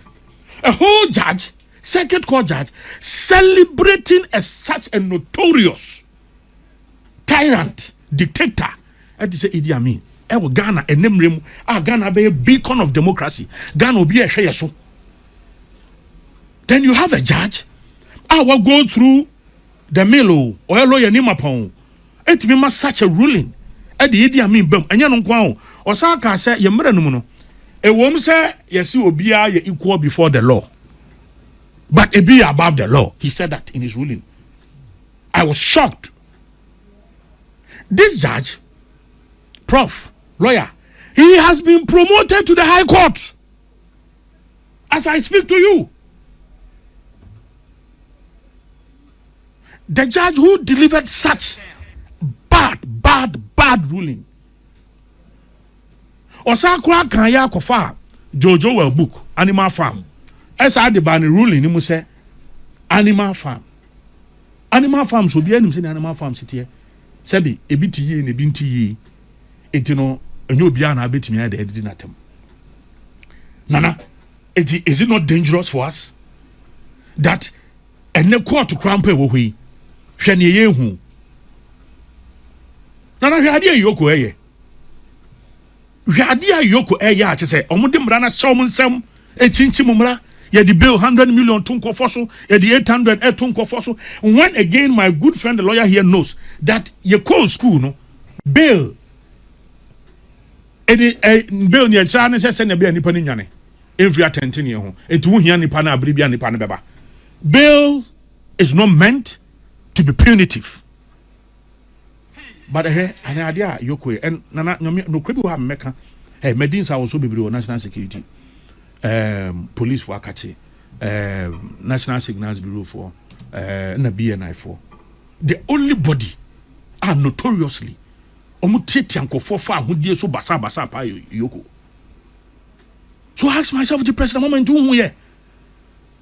In fact, to the point that Haruna Idrisu, my former leader in Oye, say, why are we using bail as punishment? This is no rule of law. He himself said it. Now you Musale so if you so kind says, muye in a jail him, Yankochi will say, Munya careful.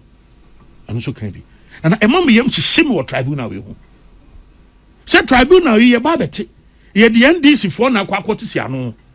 Because I'm telling you, appointing authority to the president, any attorney general, any conference. Kakra ye hu kra no mo ye. Kakra ye hu kra no mo ye. Name one president Mahama bra opposition wo tro krata.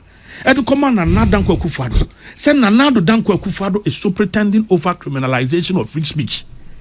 You even mentioned 3 instances in your own letter. I'll try 3 instances. Today, as I count, a nipa maku 25.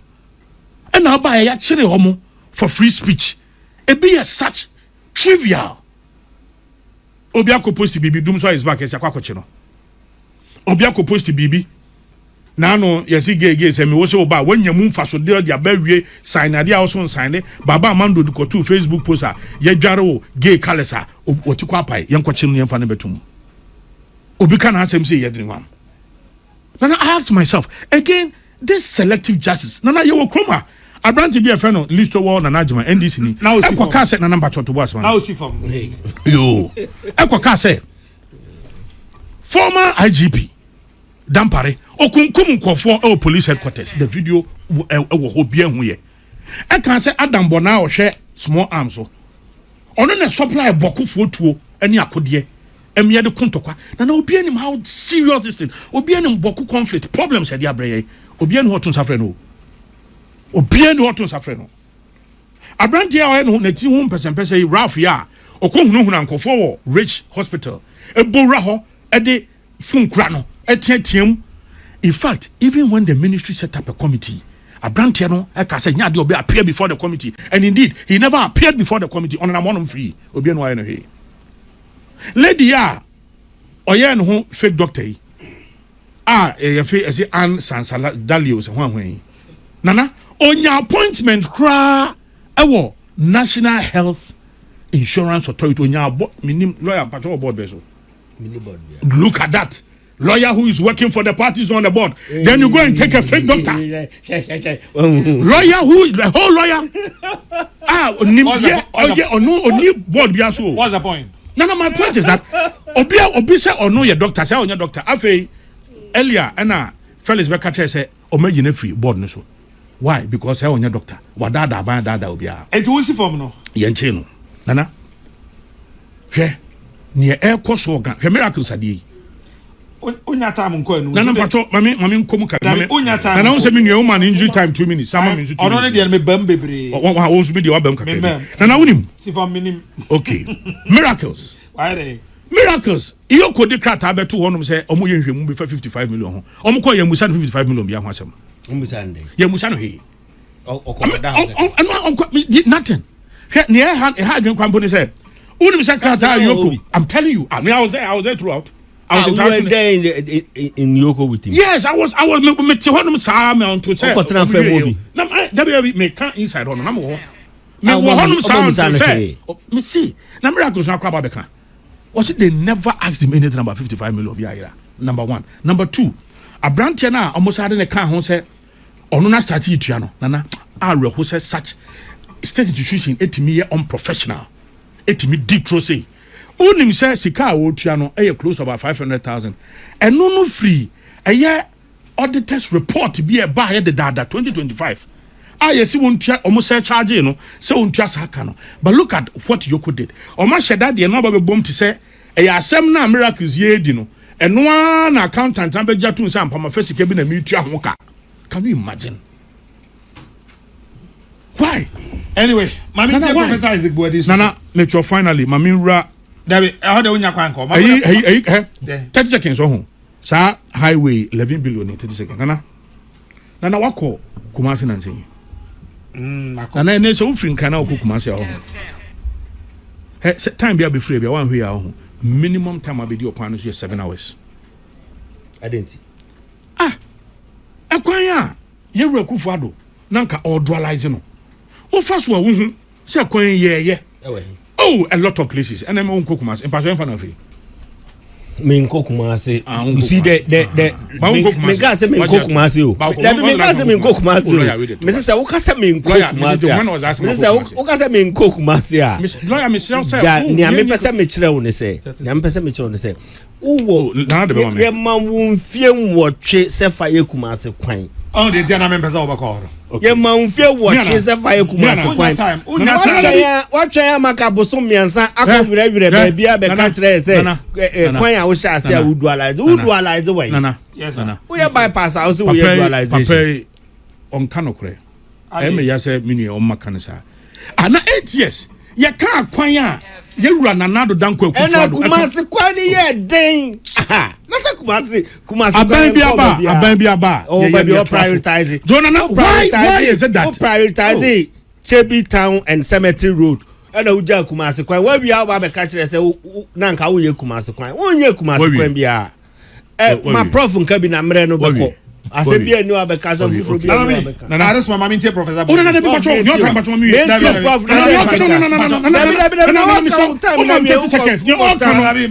na mama mintie professor Isaac Body me we na time o ma me san aba na mama time don't worry mama time don't worry prof Nana baba eja enyo bi odi agu okwan mu na pe na ye di onkomo kakra na odi nyuma be se 4 so meti be 3 no afi on tentem na ya ba 11 billion issue no so na emi say the di kan tribunal emi say menua no lawyer for e kasa ho emi say komo kasa dia na law honsem de eja mom no modi honkomo na say nra yete say Supreme Court so you appointed 4 judges be 3 and I could count no quarry is a buy or appoint to be a yemisana question you be for so yemisana esan say or 2 minutes or DS adding na in 4 most on background sabi omo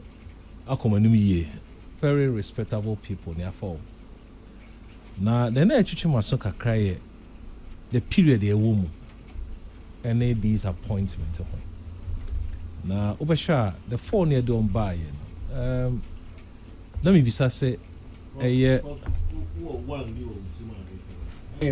oh sorry let me say we need to make kind of 4 3 na me be say e be a court speed e dey in some Supreme Court na bia enko yie and the quality of service and enko yie nte ye fa bi dia ka ho a sebe meni ho answer be mi sa questions wo ho a na o hwe tribunal na ye ka ho asem ya pass bill let me say no anajo me mum de say ke say din mum an ka beboa menim emre wo ho cause any time be can tribunal asem bia court bi on say say word no Ghana akọ pa Ghana for so we shall tribunal e buy emre so mana era rolling time nti say e be todwa say say din say ababie mu a sabi obia so e be ne ka yi kakra say ne see dano na esa ababie mu na say e mo den ka hwe din ne sisa na ka be boa Nemra abofrai a ya che no em say ye man sentence em say nrai also ana now can you be say 32 cows no enunti anase president odin atem enti two issues now was obi so akosie 32 cows say no carry say nya no carry yentimi chim say o prof da be no kwa sofo bi aka ho sofo bi ekobubu ne dan na ka say ono okosie 32 cows asa na NDC ye wini na ye wrahye dun ketia ya we sofo bi di kan Canada sofo ne enkochi no na me ba ofa enti na me hwe the reasons me ti han me new reason no say ma many kan so ntufo e wo ho ansa na medical e de ne me se me kan e de abawie nana your school ye chere azana obetufo no Ghana Police Service the statement bi ba anopay or say me person tell me kind kakra say the Ghana Police Service has secured a conviction and sentencing of Kamila Al-Hassan 43 to 1 year imprisonment with hard labor by the Accra Circuit Court for offensive conduct following the publication of offensive and abusive content on social media targeting the President of the Republic, His Excellency John Dramani Mahama, and the First Lady, Mrs. Lordina Mahama. The convict was arrested on 9 July 2026 through the intelligence-led operation after police intercepted a TikTok video in which she made offensive, insulting, and derogatory remarks against the President and the First Lady, threats against their lives, and false allegations concerning the President's private life. The statements were considered capable of distorting public peace and undermining national cohesion. Following investigations, convict Kamila Al-Hassan was charged with offensive conduct and false communication and put before Accra Circuit Court, although sentencing was initially deferred following her claim that she was pregnant. A medical examination conducted at the police hospital confirmed that she was not pregnant. On 16 July 2026, the court sentenced her to 1 year imprisonment with hard labor. The Ghana Police Service is also taking steps to put the convict before the High Court on the separate charge of false communication under the Electronic Communication Act. The Ghana Police Service reminds the public that while the Constitution guarantees freedom of expression, that right must be exercised responsibly and within the confines of the law. The service reiterates that social media is not a platform for spreading falsehood, making threats, or publishing unlawful content, and warns that anyone who engages in criminal conduct online will face the full rigors of the law. Richmond Mensah, Deputy Superintendent of Police, Staff Officer, Public Affairs. I said, no. Nana, then I make can say, your school away, school porn, on say, your chum of Friday. A chum how an impany for Cassa. A chum how a only pair Cassa, would do bone in the day, every man. In turn, now, in summer, you can, Eddie Gunipa who fee, ye did attempt, and they say, you're so. Na economy. So I'm afraid the jamusa a hajin. Enti meka se eba in somewhere kan a barefoot into video base at dancing obia nya kwan na akotrans na aka nsem a sebi egu nipa ho fi. Yakun the BRC other countries are obi sorry call radio so ko kan nsem wie na de ntokwa oyene no de aba o mamu. Enti e ade a me soso me show bia so could pass on quite sad. I feel na sometimes no in penifuni buha e mo fra na quite sad no kwa wie no. Afebo na onkasa akofa nkrofo na omodo onsa tom sayem na afi obo se omonomo eko benkromu show machi se omo kwye sad ko de no.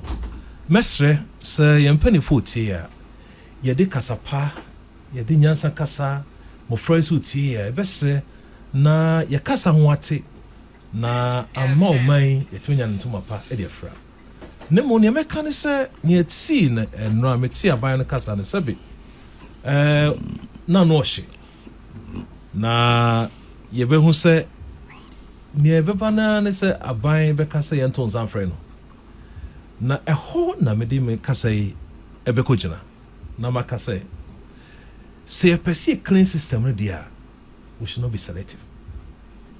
Say a system sa dia cost no enye na ebema ya ni ye dia mesre e kwan fa so de chinipa e kwan fa so etoto na no e kwan fa so de ne court ye di na asem I was say fa kwan papa so anya sa niamenye kan ebeka say selective justice ne okoka sa asem can never by now cows in them say emu nsem ben ye fa so de gina so cows no okoka ye ana say president couldn't attempt papa oka sa asem na nkasa no minu di ato no say abofra na e fa no say no kore mini court obi see a man and lawyer say onko gina na chi no nka na asem mana yevesre yevefa kwan papa so me justice na ayedwo because no one here preach be bia eko enti nana me de hobby ho na maba ai auditor general's report no so I may say o kan 11 billion you said the Koye expressway question bisa ne say you will be o dada ana ni bi o ho yestati ye bi ana ya stati anye bi meaning say we a special purpose vehicle I pese a DSR adwuma no na ya be clarify say sikano was moved from one account to another account it take him saying answer na sa information eba na emre ben na also say ya be clarify emre public na ate akoya sumawi ansana ya be sadi aban ba o ka say obeti value for money office minimum say atia minimum bi edu ka sa nyomai e ho na o se nyina kokofa na sa report ebe toje there been another report e ho aye ndi ho nkomo this is assembly sika wo se ko impontonjumam eno da ho almost about 24 million yen kan ho asem wie tiebesre sometimes nyombi when say e mani tojo wie ansa na be yi ano ena wo kokuma se a lawyer kan you won't spend more than 7 hours as all the kumase e hadwen porto so nyina e kwan nyina but ma musa na ye dual road some time ago minimum be asi say ye ja no so dia ene o se hu na ye ma ya kwan no sabe eda ho na etimi yisu netimi ma economy activity ekoso ye nana me hwe na esi wo Bank of Ghana wo parliament aso ho Mr. Rose and answer na nesi em say na enyoma nine Bank of Ghana governor or report was obeya no na obaye na me say yesin some of the betu edwa no yenko in cameras na yenko tie sansem no manodi for say that be I was say a show na o cancer asem no e wo ha na obi aso TV na anaju na me hu report to be of Ghana Today me nim say what is a yida news outlet with that Ghana Today na me nim but me fafi online and TV na I have to be careful and quote the source but Ghana Today is here Ghana Today is here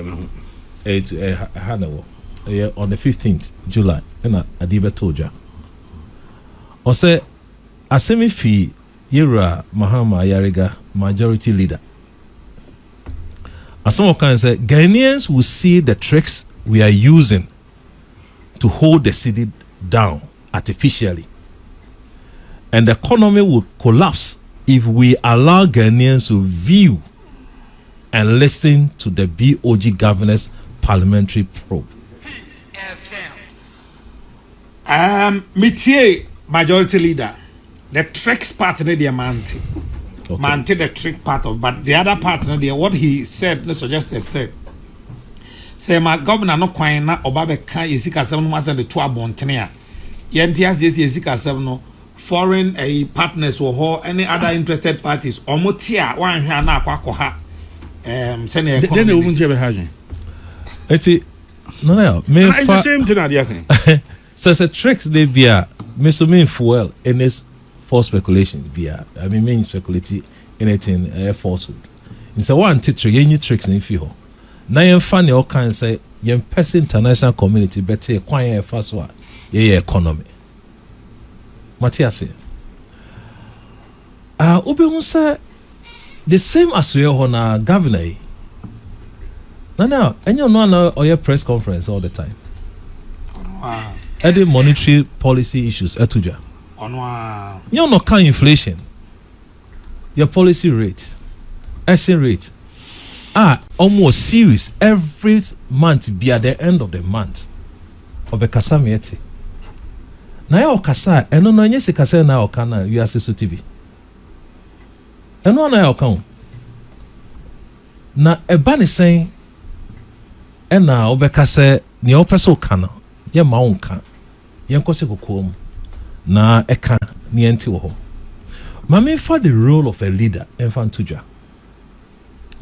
Meti here say me school pon ma me kwan ya na na onsi mentimeter na come here juma wa sebi me kasa so a ebi ano ma ka bibi anko ye pa me school e be twen dejo ye be ha me ko committee anim nti me kasa e wo se hote na me share me school no pon no enonyam sansuna o ye president o kasa e kwachire so a president be an on kasa kwa o kasa na nice bibi so because the whole world it's ye sansuna ye CEO o kasa ma ban to one kasa ya itimi how adwen o ye chief e wo area o kasa o se hote sansa o share o man for na ma to me out me kasa and to share the whole world governors almost central banks almost kasa call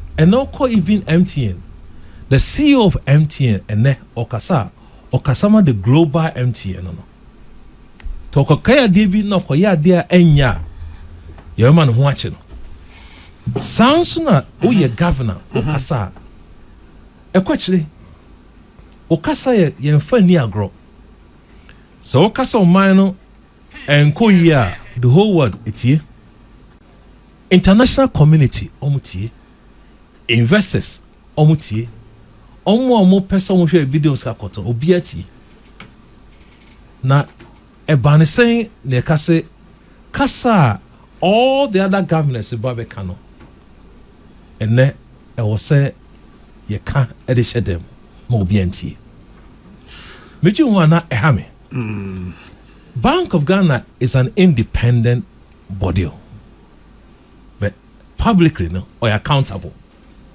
because issues okasa no okasa for inflation okasa for exchange rate okasa for GDP okasa for reserves sanyo mamabo nyina no e affect our daily lives so me say say ye mane nkasa nemu ye mena kokasa okoko no ana na achuma so kakra na ne kan wo se emfa second part in adwuma then na wo ho pa wo se edisi ayenti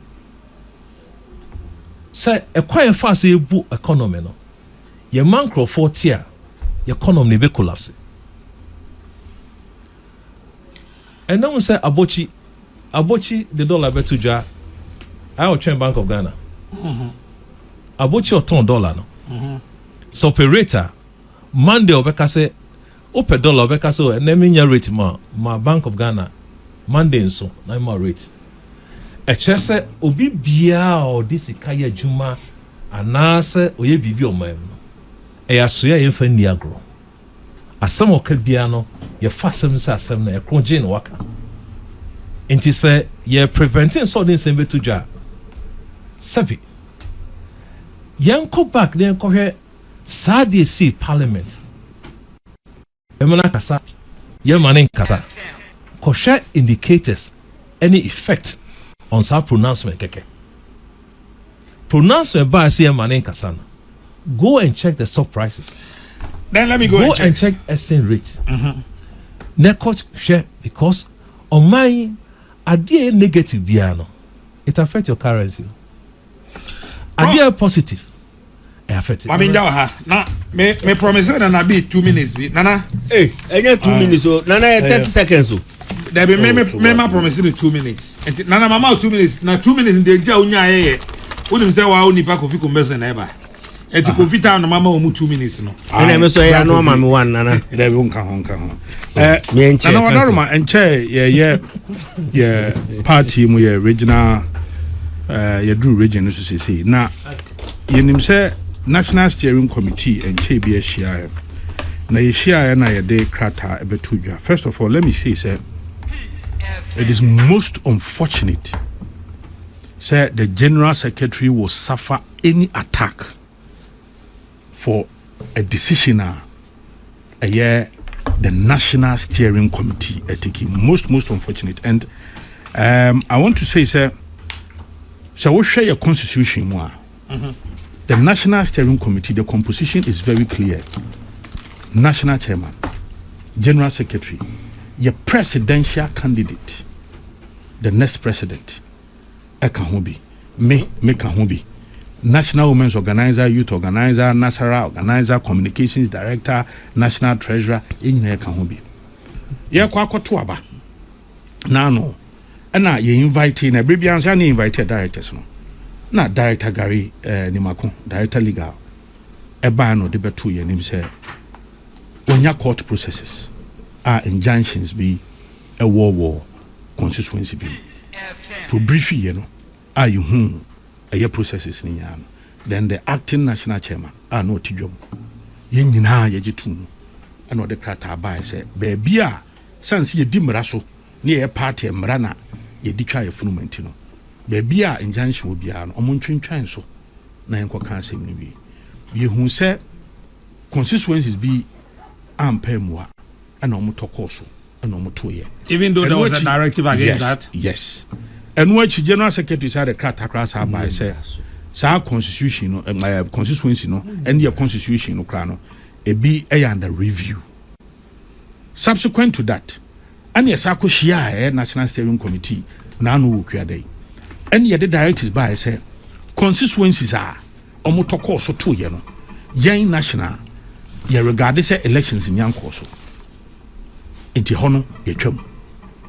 Na matin koma akoso na mesre the General Secretary is the General Secretary of the New Patriotic Party. Enra mo fidi ba akoso metina nan kansa bodu nkomo nana ahobrasem ani di mu enkomo a wodi fa General Secretary hu no kwasem nie entwa yi. The decision is not the General Secretary's decision. The decision is the decision of the National Steering Committee acting on behalf of National Executive Committee. Timesre, any unfortunate attacks beyond a General Secretary, party ain't accepted. The decision was a steering committee decision. The General Secretary's mandate and the acting National Chairman was to communicate same. And that is it. Lawyer, I promise 1 minute. Me say omu nimraso. Eno na esane ko omu nkola ne ho no. Se mu openi mo yenya tisi party ma. Na party me sha kwa mu. Na me kan nana. O party mo no problem opportunity no. Cancel the assembly by ma me take care. O be kan internal party matter o dey mo dey kwa mu yen wi. Party assembly my educate yen the masses no. Hwe me nya experience bi wo court bi a me ko e. Na papa ne buy no na oni lawyer ni. Let's move away from NDC MPP. Let's educate our brothers.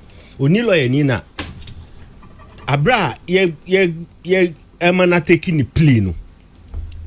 Hena ye translate it directly the call language what you said man na yesi wakobu obi fesuo wall obi asi wall e woni ono na asase so ene wakobu wall nagu ena ye bae no mo say yesi wakobu obi wall agu a enimra mu na eye nokore ana enye nokore ena say eye nokore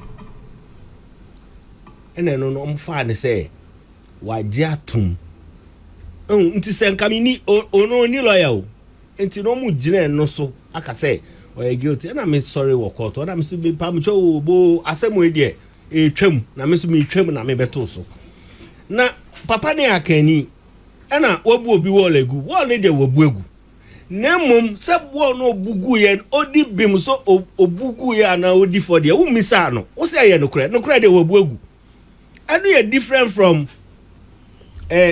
udi bim and uni bim. It is uncoming new asada no. Lawyer, you are making a mistake. No, I'm not. Me say ni panic or can we? Unfortunately, because criminal justice meeting. The following Monday, lawyer ba. Lawyer say we putting in motion. So are we taking the plea? It is different. Lawyer, for this is my court and court rise. If I'm not I can say the card number here chiri magana morning voice chairman Jina Kwame Sefakanya me and mo. FM. Obetere nkadwo ada makra mu nyina. Peace FM. Mene lawyer Morris Sampao inni enkomo kakra na ye hwade. Council, good morning. Morning ya. Me patro. Me ko nya so ensia mati for myself for yana. Atie for na ahwefo nyina age wo so. Me gidi so ho ye. Ato me ho ye pa. Okay. Abayo yi a oye NPP TikToker ne activist yi ye chin na no. Ye hu wo social media so ne yes we plead guilty ama ya hyese ye nkoye pregnancy test. Na yemano sentence actually any who a video of a rano and the body part onye obi phone recorded the bar say yabono wo cell ho ama ye de wayare kra me de nako hospital I think was painted so baby endra asa agragro ye de nako ye say ye jailing 1 year say onko da fiase sa enkom a year akoso yinom Jamuna moye mrenim for na motin sem na se eto sen. So mami me no yen mami I'm prefer legal remedy right now. I'm expecting NDC MPP lawyers no. They should respond quickly by first and filing notice of appeal against the conviction. So number one, the conviction was procured through drugs because Ababa at the time I pleaded guilty no. If it was not represented that, through the evidence of provided, they say, yes, share no, yes, no, drop, yes, share no, can't say, oh, it is that plea of guilty, no. The judge in law said, if we be guilty, maybe he has explanation. The judge should have known that, say, a person comes and plead guilty, you must listen to this explanation before you can enter plea of a guilty. It is young filing not to appeal and raise the issue of not pleading guilty. No, the guilty was not procured voluntarily. There is evidence to the fact say no, the integrity in the principle the cases no that of pleading guilty to a charge. Suddenly, it is against the constitution. It's unconstitutional. And you know that will stand the test of time. And whatever the girl said, no, it's factual. No, what is said, no, was not false news. It was news procured by NDC or software. Also was evidence. It is based on that seminal and again repeating it's on spreading any false news. The police power spreading false news, no, it should be the one who is the originator of that. So a judge who knows the law should not have even convicted a girl on his own plea because the evidence is that Obi can say why for the 32 cows for your rituals among President Mahama in winning power. I said it also is on record to say they did everything to win power and the girl repeated those allegations and yet all in all originating false news no. that appeal will stand. 2, we should appeal against the sentencing because it is too harsh and every court of law will quickly push it. Now, what we need to do is that you're filing notice of appeal, you're filing bail pending appeal immediately. You're filing bail pending appeal of the conviction. You will have a journalist or NDC journalist. Echo consent. When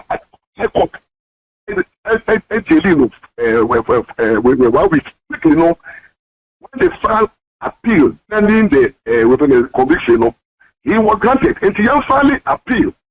Now you finally bail pending appeal. Luckily, I'm finally disappointed in the judge. Judge, actually said, only Abadai, because this offense never anymore. The girl is not a hardened criminal, only record. And what the judge should have done was, what the person who sentencing he should have taken into consideration the current regime. Currently, the government is promoting community sentencing. Sentencing, the custodial sentencing. Because this is not a choked. If the parliament is passing a community sentence here, minor offenses, that's at some kind of time, one also fear and panic when threatening President Mahama. Even almost threatening sitting for the former Chief Justice, Muntie Trepono, I sentence for 4 months. So President Mahama for Padeno. This girl no mere speech. All repeating an allegation now will be against the government of the day. Now, I don't know yet the old sentence. The judge should have won. She's also saying the girl no and you'll be a hardened criminal. He doesn't have any branch of the law. Or no PR or when I say a cell to prison. It's not that what the judge should have done was one. Over to not finding the judge should have fined and 2. Omano send board of good behavior. So that is the appeal. They should go to the High Court and file appeal against the person. It's so harsh because what the judge said is the truth. Truth is a defense. So the judge must pass ahead in shame. Now, judge, your power. Now, you see that the people get jobs living like animal farm get this law. If they this law, they are part to district and central court, and they are doing damage. Because the people know the NDC judge. Of our Pessia will never pass, no care of it with him. Now, let's be 1 way 2 times. We are that no. Say, on the pretty guilty. You have no mobile. I said, our lawyer also pretty guilty. Then our lawyer no money pretty guilty because the girl what he said no was not criminal. But lawyer, you can say, yes, and Dran, the judges, the lawyer said, call court, Munya acquire court and Drano. Omo yes, say, girl no plea, no more person, most sano. But judge na makwan but a lawful sir. Bilia, a check the diabolic agenda okra. Look, the judge na some they should have quickly raised issue with the judge. Kill the judge in a courtroom. They should not represent the judge. They should quickly withdraw their services in the presence of the judge. Say if he's not ready to control, they should have raised issue of the plead of guilty. They were not there. The guy was not engaged, and and those things. No matter they say you should write it on record. It will be grounds of appeal. So they should tell the judge say they are the pleading guilty, not the engaged with. And the information is that the guy was under duress. The plead of guilty was not generally procured. And based on that, no. They are telling the court to retake his plea. I think now, this argument will be on record. The court can appeal. But this is the big saying. Immediately, what we should do is that then get the Makumo and the government into play. Then finally notice of appeal against the sentence. Say excessive, a very broken law because and then you finally bail for the appeal. And then, yes, put to pressure on President Mahama. If he genuinely believes that we should not criminalize free speech, when he was opposition, also, love letter, man, and I would say, and I don't criminalize this free speech, no. The president must quickly do the needful by quickly putting the jail.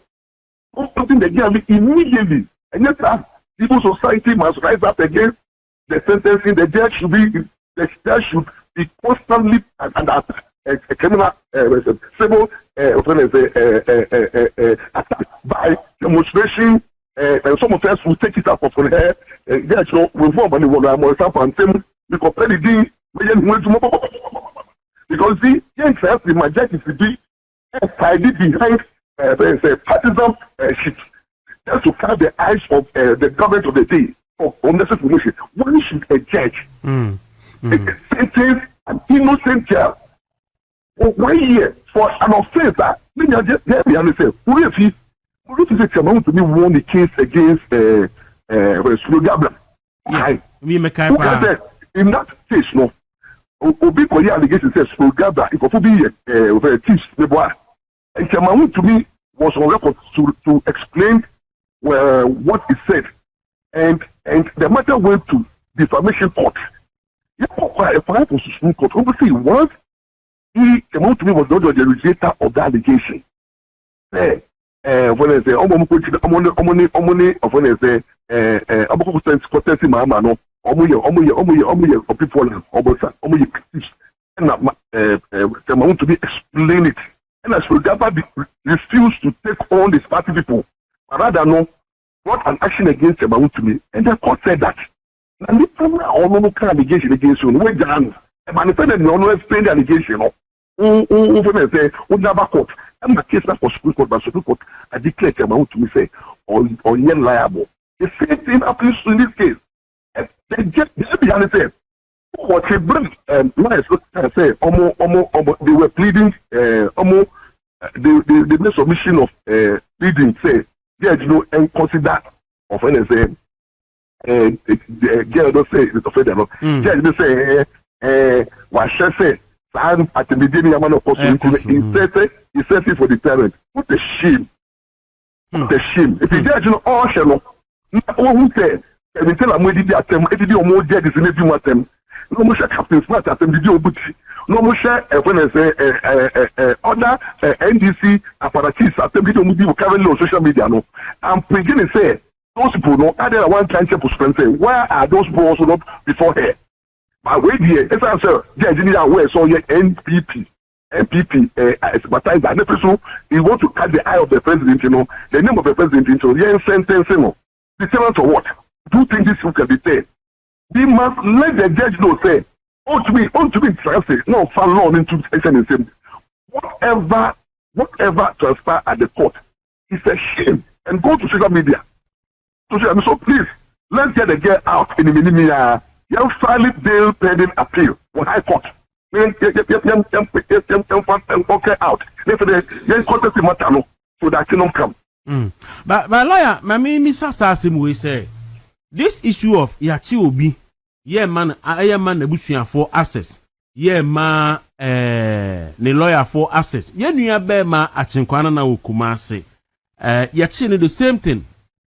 Ye who baby your ye said Nikoha, anopa beye nondu. Ena police ni bi ema tip off. Say o CID. Yeah, you could do one no much on a numas my we. Enti sa ade ne yade bi a koso a yes, it's Yamran, so police for no air yet. You see, I think what we need to start doing we must start suing the police. Me on record. Muko police headquarters. If I call police sue pani, almost no pani personal suit. Me police headquarters. When a police violate your right to cancel media, don't come and complain the media will. File a suit at the Human Rights Court, no. Now name the IGP, finalize the suit, no, and name the CID in the matter, name the commander in the matter, name the crime officer in the matter, name the station officer in the matter, and drag them before the court. I think that's what police supposed to know. Find suit now. You know, I told you that. If the man is able to say now, the injunction so for further investigating the matter or taking action in the matter until the matter is said. Muri if said with this boy wey be Sasu Muri so Francis Sasu NDC for MP for Madina. So say the case be by now was saying was BB demonstration. Yes. Quickly when you drag the police to the court, you know the case is here. Exactly what we need to do. When the police violate your rights, and not to scale with power because any violation of your rights, the state will compensate you. It will lead to financial stability. So let's begin to take the police on. I think our police will show you a law and the court. Until court, not police station, they violate your rights. You know. Then if I could violate and I mention the name of their suit, Barazono, mention the IDP name, mention the CID now, mention the investigator, mention the when a crime officer, mention the station officer, not for more than a so-called time. No, the IDP, I told you that now, media will stop the abuse of people's rights. It's deliberate, it's intentional. You know, this is the signal I've sent to the police. So it means almost because the case is here for police station, they are really straight number of court, like it's not saying. And they know, they know. So we should start taking them on. They say, so yeah, making sure safe. We should start having political pressure on this current government. Because they are trying here from the next. Because no media put you are at risk. Really, no, nobody speaks and you are not sure whether they will come and pick you because media, yet way. Media risk a woman say abu so kasa do a utumi police yes utumi yes I don't know the body ba media ye juma ye kasa juma etobia he ya wo mu etobia grandam bo mu etobia ye kasa ma enye ni dey evidence ye did issue ye circumstantial evidence the kasa you issue when I say me atare no but if every media person, journalist is subject to strict proof of everything he's saying, then we'll be like and this is where the NDC is taking us to. And who is this? Let's begin to pile out all the videos of the insulter from Kevin Taylor, everybody in the NDC apparatus. Media houses, you know what I mean? That case, we know. Example, advice is a time has no expiry date. If you president Mahama I know the president. So after the presidency, the 3 years now, the immediately is gone. No, they have played that video of Akim Mafia. No, they prove Akim Mafia. And also, they did not court for false and lies against the president. So and everybody will face the music. Make every tell that you know and freedom of speech is not freedom to insult. Everything. And you see, when we do these things, and then at Minya, they come as from Ukraine, and the meeting, this is Akuba. So, Otiona, some judges were not judges. They were injustice judges. Imagine, a retired Supreme Court judge who are retired in peace. We never on the bench, and then who must amount for say we MPP, NDC, NDC stooge. And nobody says, who click judges are no more. What one body no, the damage no, one body no. Mostly a bimoti or no money judge. Jesus Christ. Now wait, the other person will car. They say they cited for contempt. Yeah. But although yes, support a former judge who should have known better, no. Think this way, irresponsible way. This disgraceful statement from a former state ridicule and exposing your own colleagues on the bench. And then if we now conclude say, oh, so some of the judges currently today are not judges, but they are injustices. That is the same thing, yes. And same thing say, oh, don't think we believe in any judge when there's a Mahama appointed. We also don't believe in no judges. And then about the one about this 150 years and when it's the anniversary. Now 150 years anniversary, who project our credibility, who project their 7, all kinds of them, who project who to become institutions and not to go back. So the construction too. So they didn't mean that.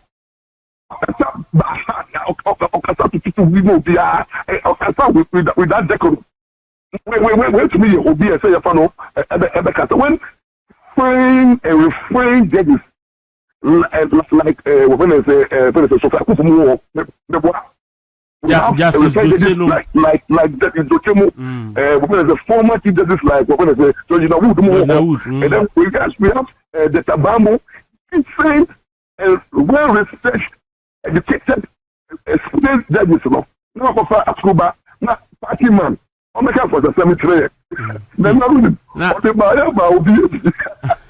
Me the okasa o han na misas na hwan no opeso hunahuna no. You know wait. O me just for okaya for the I don't know coach I don't know. Can you imagine? I don't know. Been back to Kasa. You say this gives to Baba money more. In fact, me I'm surprised at them say if you want somebody to come address the nation now, what you say? Oh no, Atubano, stout Kada. Yes. Yeah, if you want to say so boy, it's so common, but we need 150 years of address, you know, who need a judge or academician, the one, or academic credential, where one only academically. Your Buga judges, the direct question of Supreme Court, Mahama, mentioned the year during the petition, 2023. Me, I was 33, then I'm analyzing the petition. Oh, every objection, against NDC, no. And the attitude is the Atukuba who pursue here. Single. Only by single. Only you, sooner, the judgment, so me say, first paragraph. Or see, petition in another debate, is the most useless petition in its area as a judge. Now, it's not worth its time. The only thing I was saying is the reform that it brings. No, who is stupid and useless. That's the secret too. Or say the most useless language, judicial language, that's a character. You use the word just a character. And before the nation and address the nation of 150 section to organize this. It's a shame. I'm sad. The judiciary is sinking. And let's get an answer fit today. Let's do the needful. Enough of the talks. Enough of the agitation. Let's go to get court, get him a bail, and let's need to put pressure on the system for them to do the right thing. All right, lawyer, that's an pay any time. Maybe any ever samba. I was saying to lawyer Morris Ampa any acting in Kano. So, Godon. Me away na also will be can. Kwaku very men kasakesi. Yes, lawyer Morris Ampa wakani nyina. Yeah. Na Camilla friend say Alasan. Minim si the city. Say we identify ne ho say we MPP ni. Emma social media. Ne niema wo kan no social media nkoma wo di social media wo so live ene mo kan social media nyina no. Wo kama MPP. Na se eye da. Na obi ahu se be lady kasalo so ye MPP ni a. And the name people for you disappointing. I hold the same view. Ma will be men pesa penumbe be say. When you can't very member of MPP. And will be a current mean Casa. Well, because I know why we are bodam. And draw a fan and proud for me who say penny we can say I say a lawyer for call filing appeal. That be me trust him be. And what I make a sign say, any people say, and LPP for ye can't very members. What we are saying, ye keep to early. MPP for ye put a position, our party or make it to be. Now, so and for a defend the MPP, and also chair and for put a position, our party. Cockbash no correct. Ababa was and by ye. Ya kwa hwehwe ye unse de hu ba bia wo obusem won hu panimu bia no obusa na asem se he fa no wo etientimi ni asem na chi yi ebeto abonten se ababa wana plead guilty na ya in the date ya de beba the judgment na ya set date na beba kwaku that was the time man now say can before a lawyer for and then before penny for sorry e ko file bi wo court. Na ya bambe na watwi mienu ebetwem. We didn't go to the defense of the lady. We should be ashamed of ourselves. Ama enra ye de na tu kwa ku besere won enra de na tum lawyer na okasa what the din da me nim no baby a lawyer na wakasa ye no what the din da me nim no baby a MPP for ya chi ye nyina lawyers a atwatwa je nyina ye ni mo bia din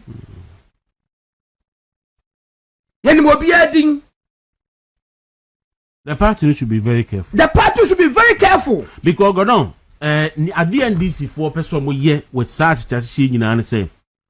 Say you know bibia could do social media so. Yes. And social media no so and no de entro and propaganda e wini election last election no. So now almost suro mo amuje mfite. Enti onim say one ka MPP for na ansha. Na so mo say so kasa obelusu election or crack it down on dissenting. Yes. But wo pa wo ne ura dambo twani nkomo. Kwabra je Japan mo. Na na kufu adomo. Ene mpelefo bebromo party mo start with the party. Na buso mo contribution towards the party. 25 years ago, 30 years ago mbecho ni na nte kwa ha. In fact, ura dambo twemo ene chase the elephant to the bush na. Omo ko so akoko ni ade no. Yeah. The 1982. Yeah. Make ye koko so ada omo so 1982 no. Koko so ada san aba koko so da say no maba mema no so no so e wo social media no ana meboa koko so no so 1982 no eno koko so ada na aba na ye so no social media and traditional media no 30 years to come omo social media say no omo so contribution towards building the party the fight on social media Emma party no enye se obeto obi ajeje mu obi anso nche obi o party no me nyame adom me ye kire me lawyer for bebre eba ho ebi kwa ba ni ayi me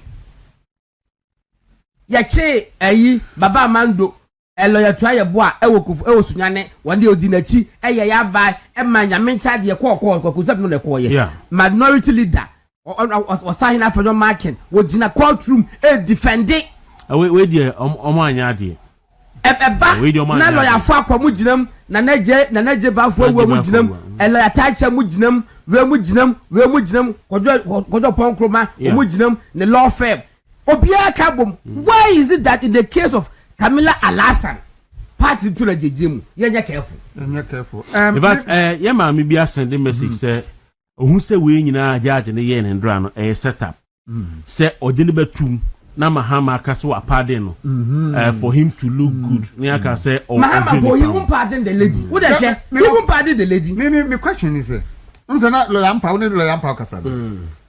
Na obusa no say so kan say omo kan say omo say the statement no.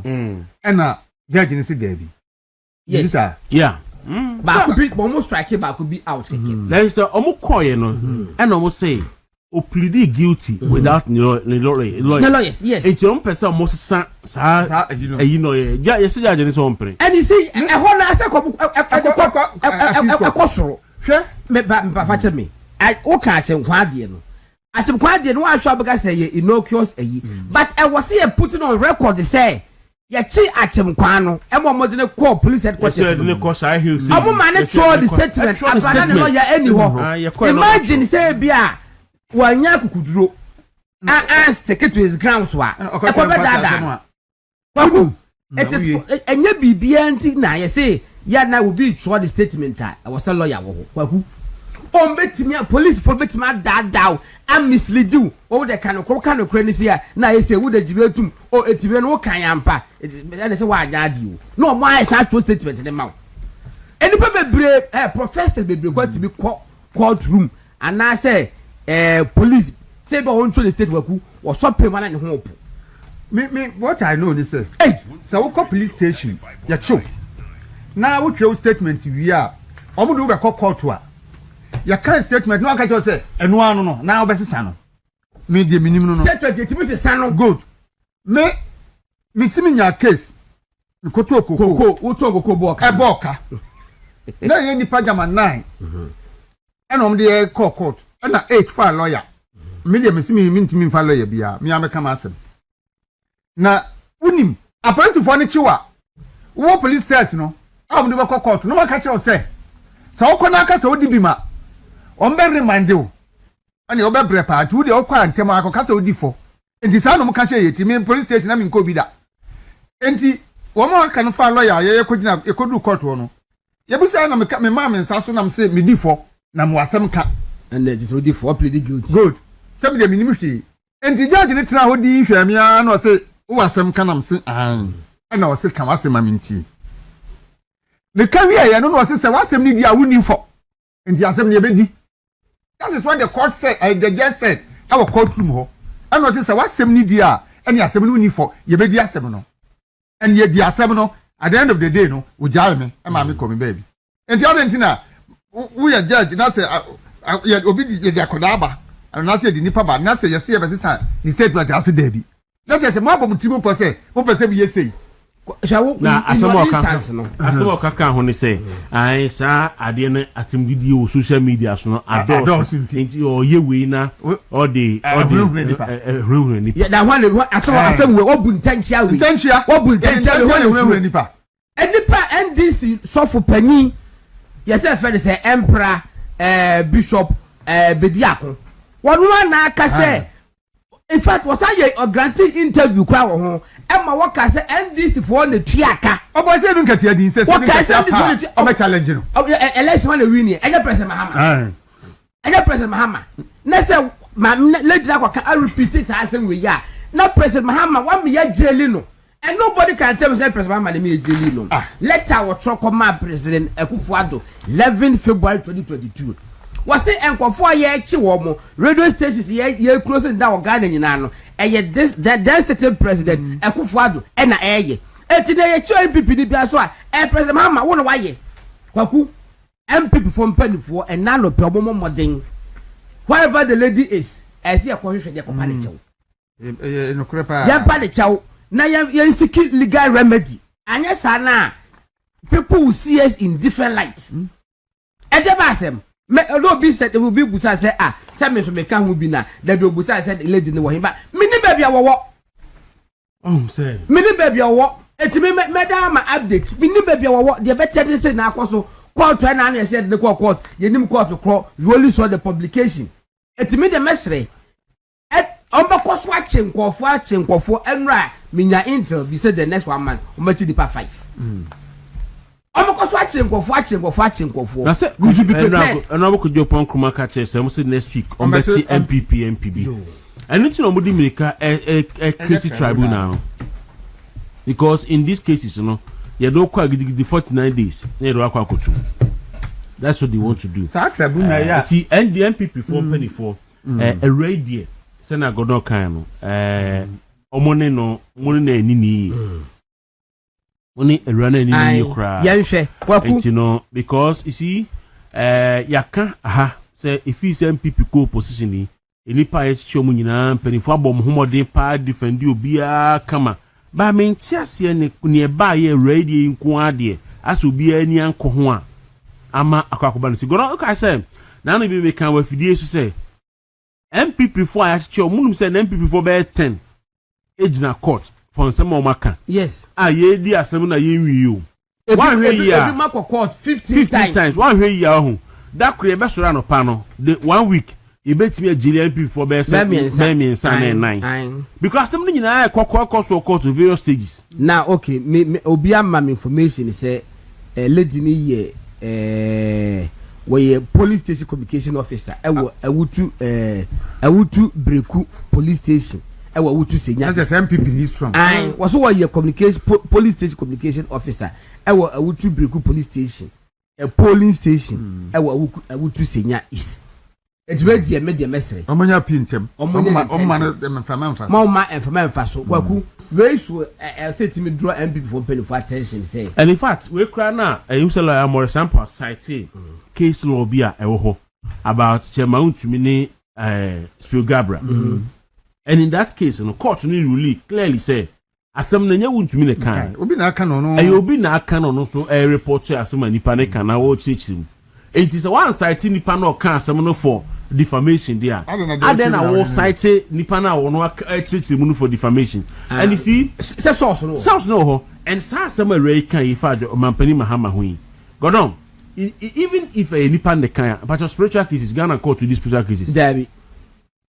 Ghana court edi spiritual cases ana Eraba ki Mahama ya o mo che ne first one yeso aka say abosum nkum mampani na me say na abosum nkum mampani mo di abosum sam court mo di abosum sam di abosum sam abosum de why na timi why na betimi a kire abosum no say de o mu besi aye adwuma no say why na betimi a kire judge ne say say de na say go for ye na ma social media na che say we na ehye no a ye say won fan kata na so no ya won tete abonta asem no we the we got to and na mu say ho ha and na ni decision no affect the decision no hey we should be careful because obi anu a that soon that say baby akwa me nkruma no wo duru ni say de na wo tumi no na ba betimi agu man party na agu obi a na anyin sa wo Ghana hada because ono de wo ye kra ma wono papa tifie kra na papa bokwa me nkruma di na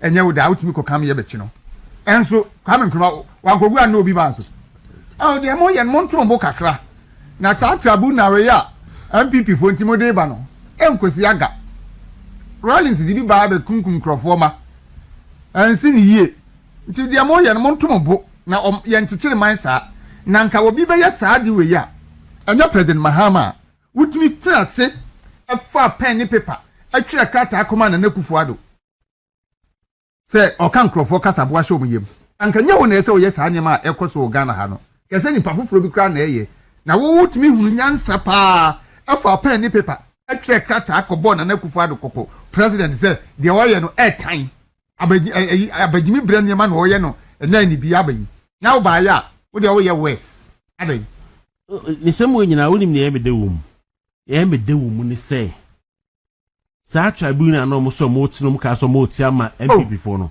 na so mo 2029 tribunal na be di omo nsem Mahama will appear before sa tribunal na be di omo nsem yemu ha 2029 John Mahama will appear before sa tribunal in 4 to 9 days na he DBC and when say ba na ya appoint woni be di nsem akoho no mo so di nsem na mo ka say enye fe the tribunal no the whole publication be say TUC for and not TUC for your press conference and not more press conference and not more pass almost starting somebody ba no almost starting somebody ade ba na TUC for wa hefa eti enu akokọ the John ma say that press conference be on the day and how were they expect to say they no more pass ade abani be pulling back and there's no way almost starting komo e wo hoda dada TUC for mo history of say the tribunals no afaman kofo abusua say akum kofo man kofo dwan every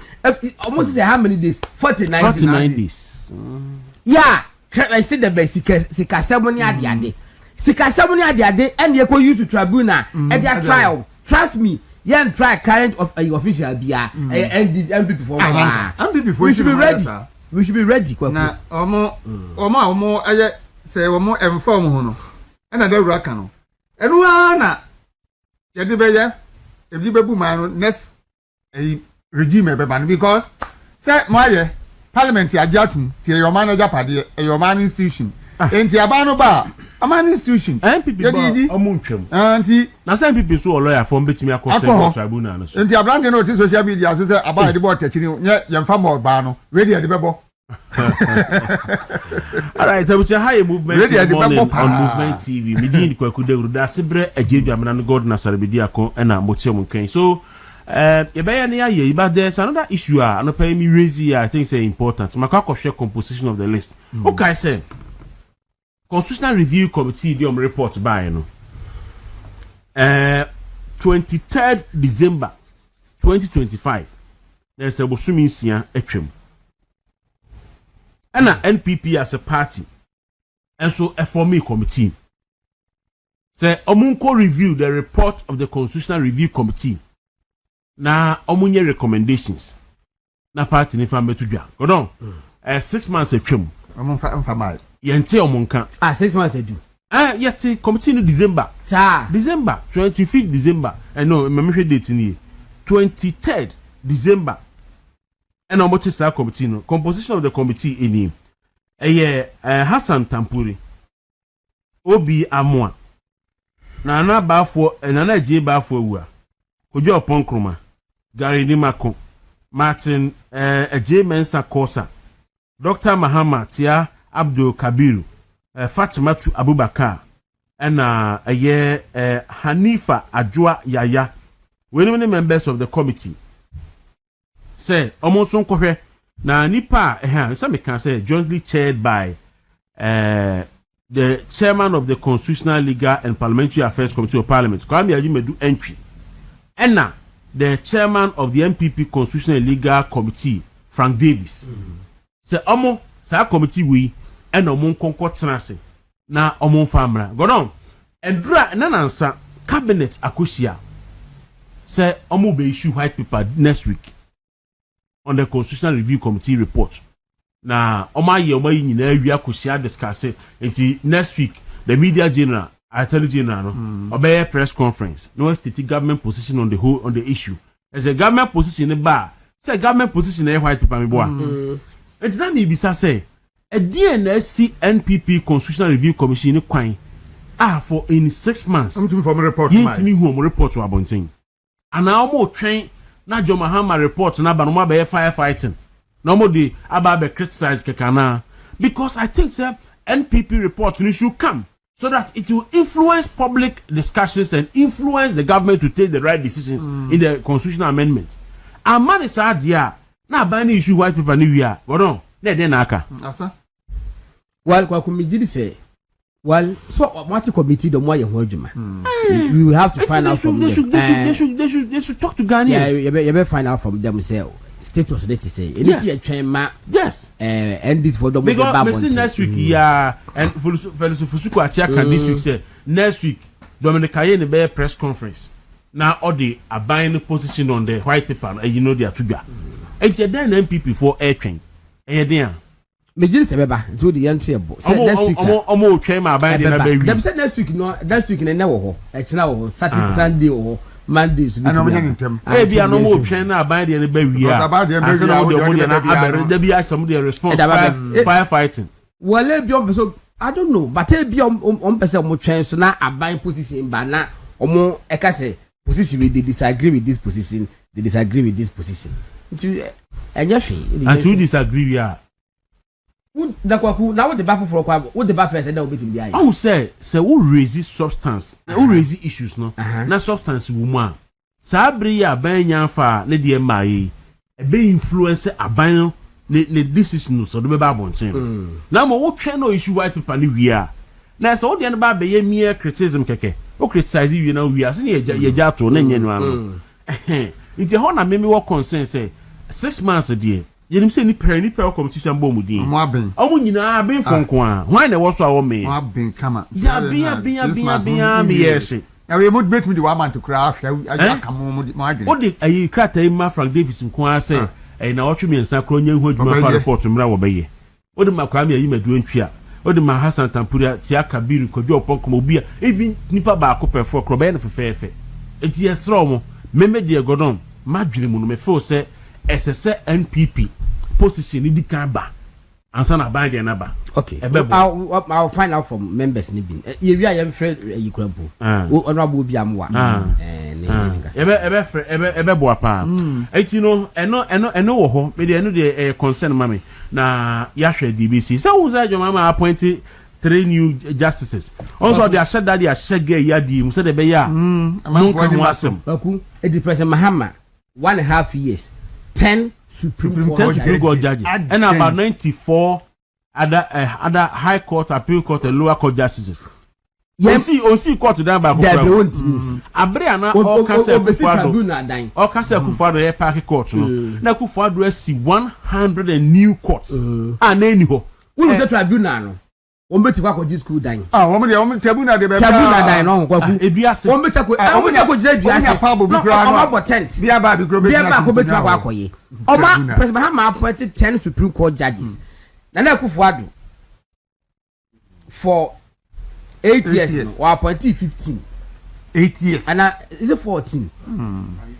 but na for the table about point BBR no na for retirement no di bia ko ya musa president Mahama so be 1.5 years no Supreme Court judges any person na retirement and nya retirement di odomoba wo ba ye no ana obi an retirement and na record 7 Supreme Court judges at a go ABC Ghana ayimu da say Supreme Court judges 7 ya appoint to at a go and then Supreme Court judges say oh my God 3 you don't can akwa 21 meanwhile na ko for the time we 14 kwa no wo say edoso heard the drugs say I na we ko put the Supreme Court judges me so do be kan we omodoso he's wondering if President Mahama Akufo-Addo thinks about the first national peace say Ghana is kasem no fella na Akufo-Addo ho and na wodo mugu and na yakodu 21 no is kasem no say me dey say President Mahama no opposition no ogoshi an NDC for lawyer for no and o ka kire o mo say say o court no a MPP for ni go enti wa mo ma mo ho kwan oba odo mo nso beko enti so oba ye judges a appointing nyina no pair de wono wo kan ye in opposition no e da di pefe se wo nyina ye NDC for judges ni ensa wa appoint obo mo ko Supreme Court nei o mo ye NDC for enti krofo be hu o mo say 100 no a appointing that o mo ye NDC for because one na kan say oba what the NDC a judge for be court balance and oba enso o dey ko nti judges a oba wa appointing nyina ye NDC for and asem no ko manimu a na we MPP ni dia hu say do kotum simple enti no eno na ndra na me bi sa on social media so say enti we no obehwe no judge for you odi omokui obi ye ebi a hwekra no mo ye innocent but because of Mampani Mahama wonu masinti wa menne hwe dasire say asembia court na especially higher courts no na nkrofo hwe say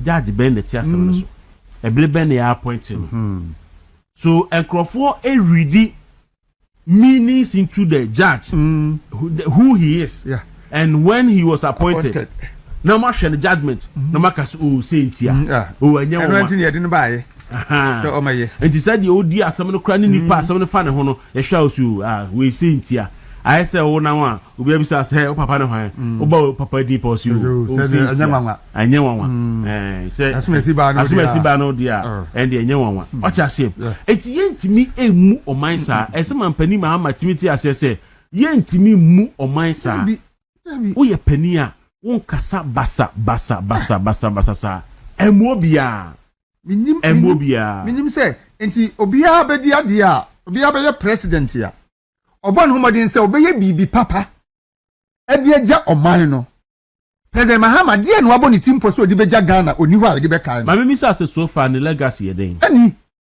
na mi emu obi aba be ye Mampani a obon homodin so onko no obenya bibi agya bia ade be kai no enti President Mahama wo de wonya wadwin se obeye bibi papa oni hwa ade be kai o ade ntia asese die chese tribunal na wo fa ba tribunal na wo ko faaba na wo de abetechire enkrofo gu enti wo chichiri nipa no gu mu de aya ne se wo ba ye NDC fo mo issue nyina wo court nyina wo de wo ja wo mo de ma Ghana fo hunu se enya dwempa na wo de bu man no ne se wo ba ye NDC ni bia wo issue bia wo court bia ene de wo ja no na wo ja no wi a na afi wati esi MPP for so na wo chichi wo na we NDC president and we Ghana president o kan na nkrofo no wo nyaadwen etimi no anka we no anye ayi a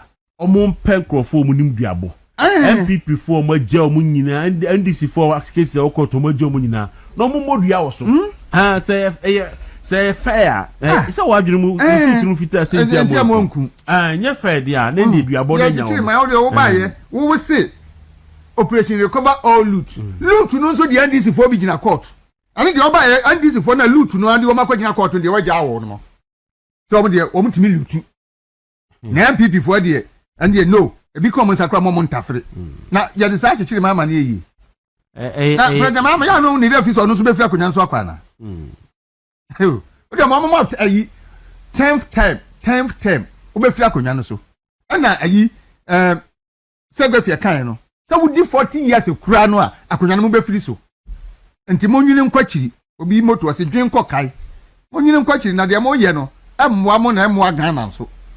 Okay, it's your birthday or Hoyanya Alaji Pass. Good morning to you.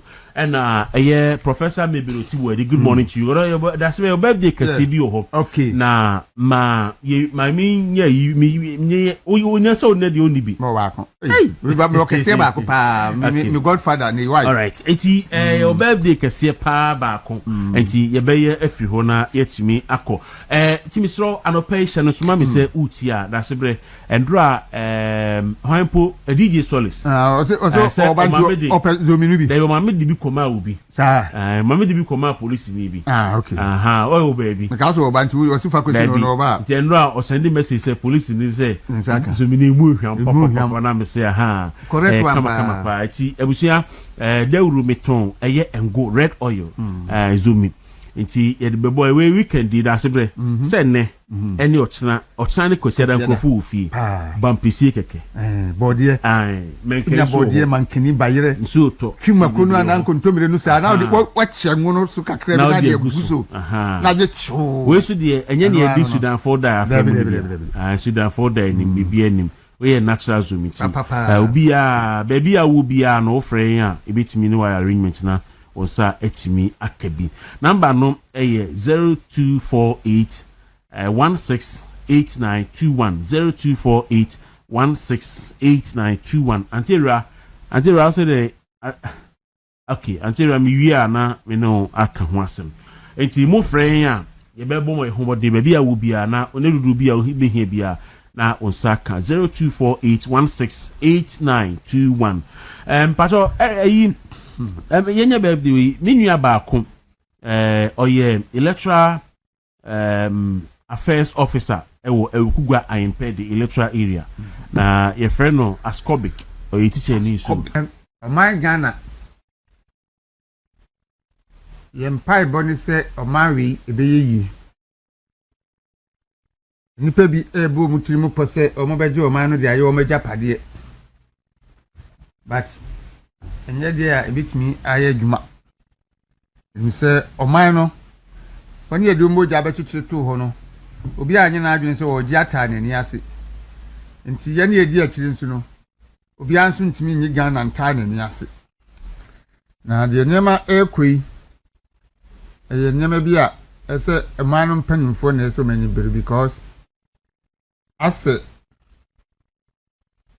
yese obi enkasa bi wo Ghana ha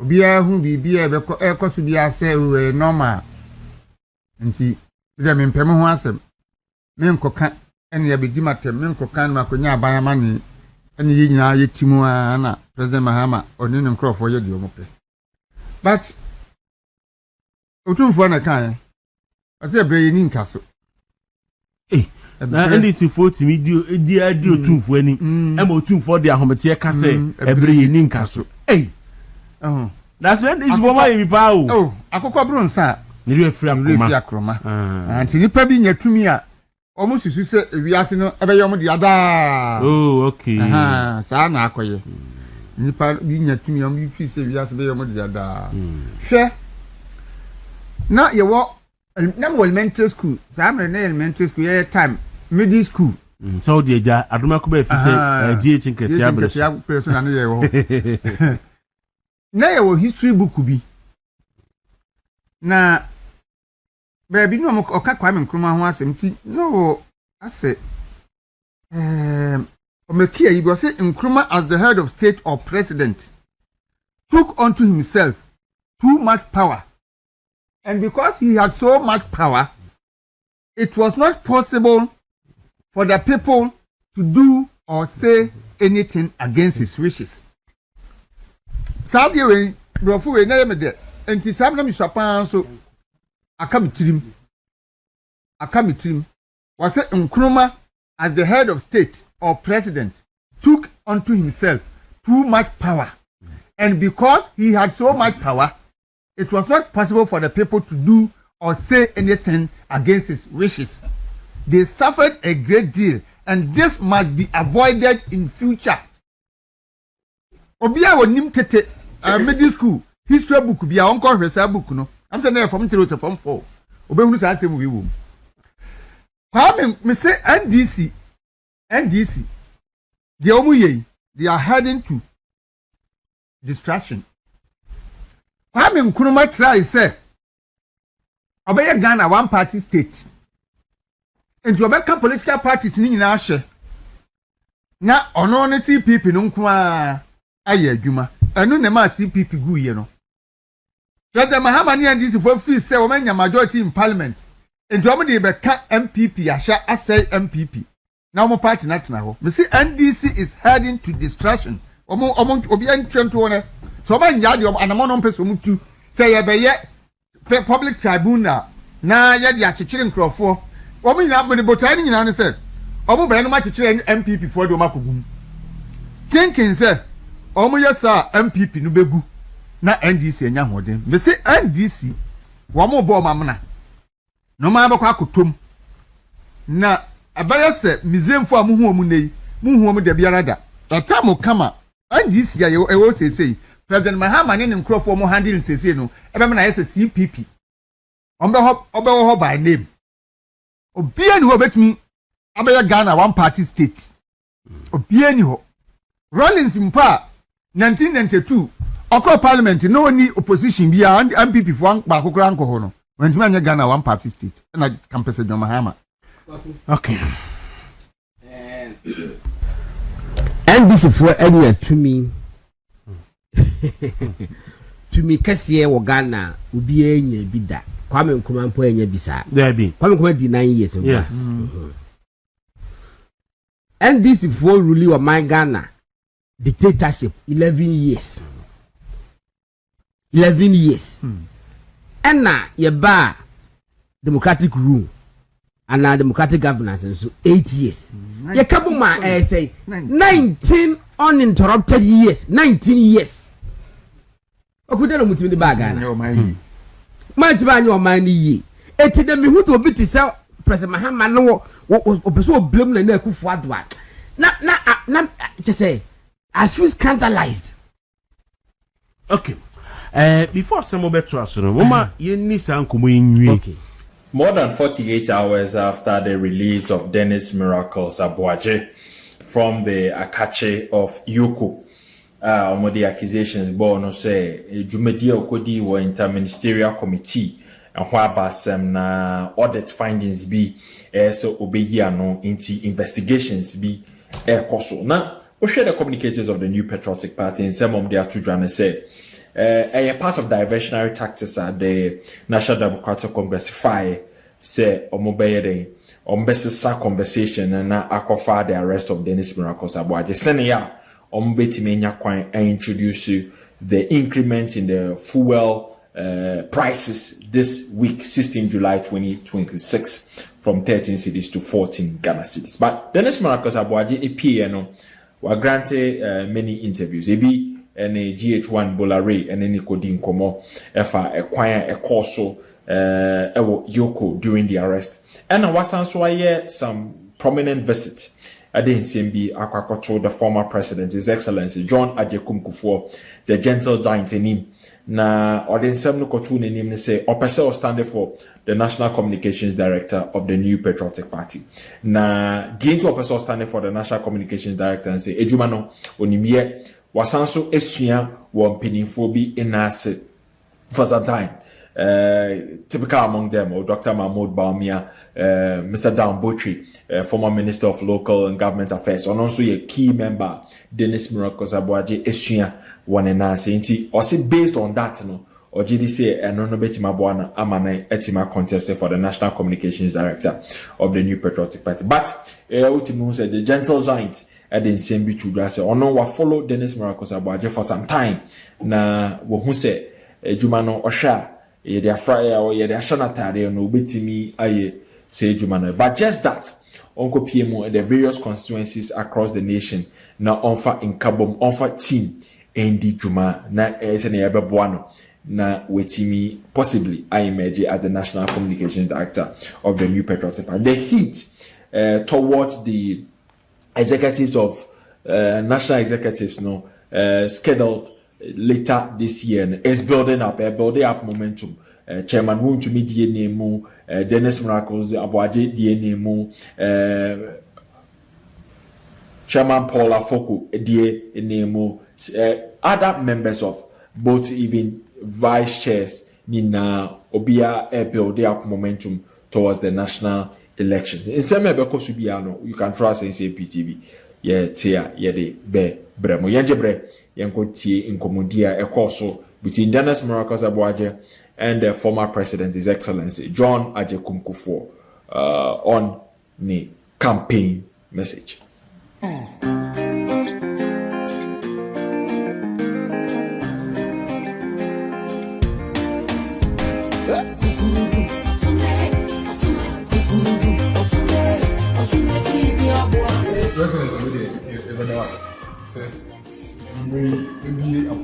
I'm now the president. Now maybe Legon. To Uma, you have a fat castle. Kakra, Okwani na bye. Yenti you may have a BP and say, "Pempes, why you do?" Me, my dream, me did say, "See to me a boy who are paying in us why India baby, India gap here."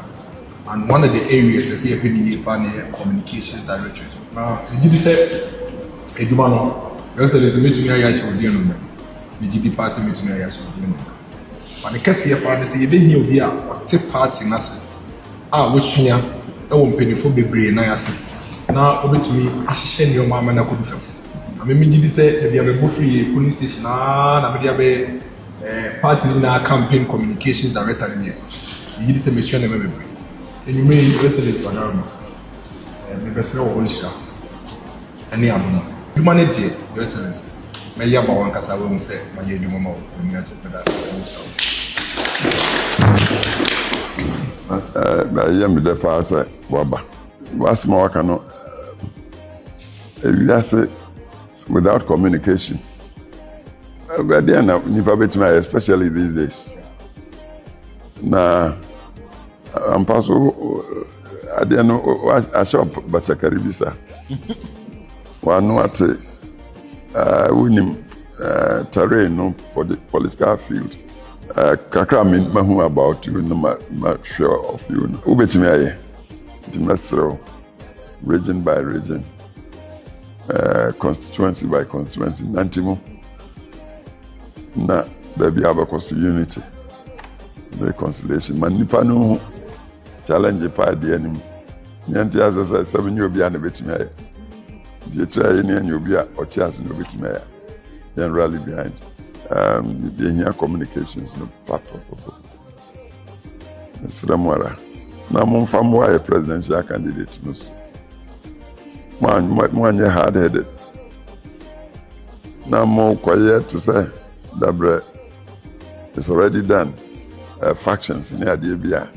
I'm telling you, young coffee. And that's your point for youth. So I'm going to constitute the majority of the electorate. Now I'm that's all the team swabber. Because nipa ba want to win. But make a cram who this when you acquire with me. It means strange and yama. Why a cram maker? I'm that's all the mean for now to buy.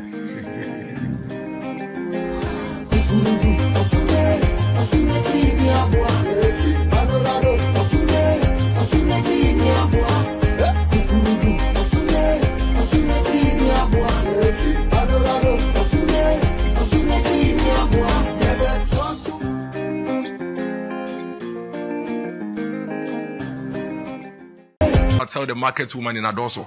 And so you go to Adoso, we are there. You go to Nyamibeche, we are there. You come to Star FM, we are there. Is it a done deal? It's not a done deal. It's hard work. And we are working. It's raining. And I can tell you, as it's raining, right now as I'm on air, go live on Facebook. Dr. Mahmoud Bamia is addressing the young people of the North. The Savannah region? We are not, no, in the Northern region. It was in Savannah yesterday. We are not playing. We are not playing at all. It is not a done deal. It will be a done deal after he's been declared president. Maybe 8th or 9th December. And we are not going to rest. We are not going to sleep. Our job is to ensure that what happened in the year 2008 doesn't happen in 2024. The people of this country were very disappointed in the MPP by the time we got to 2010. Really? Yes, very, very disappointed. In 2008? They were what happened? That because in 2008, the people of Ghana were expecting the MPP to give them a very compelling reason why they should keep us in office to continue and complete. You didn't have that reason? We did not do enough. We did not do enough. We didn't do enough. In 2008? Yes, we didn't. And then ultimately what happened? We left the people in the hands of our opposition who were completely bereft of ideas. And so between 2009 to 2016, every single thing the MPP had achieved under President Kufuor was eroded. Are you saying that you didn't work that hard in 2008? Yes, and that is a fact. Oh yes, I mean, you recall in 2008, you recall. I mean, a lot of people, even after the elections, continuously blamed us that we had a golden opportunity to really protect this country's legacies that we had built at that time. You see, anytime the MPP comes to power, what we do is that we go to the foundation of this the country's architecture, be it economy, be it education, be it health, agriculture. Every single thing that we work at, we go to the foundation. We are not superficial. We don't create a facade.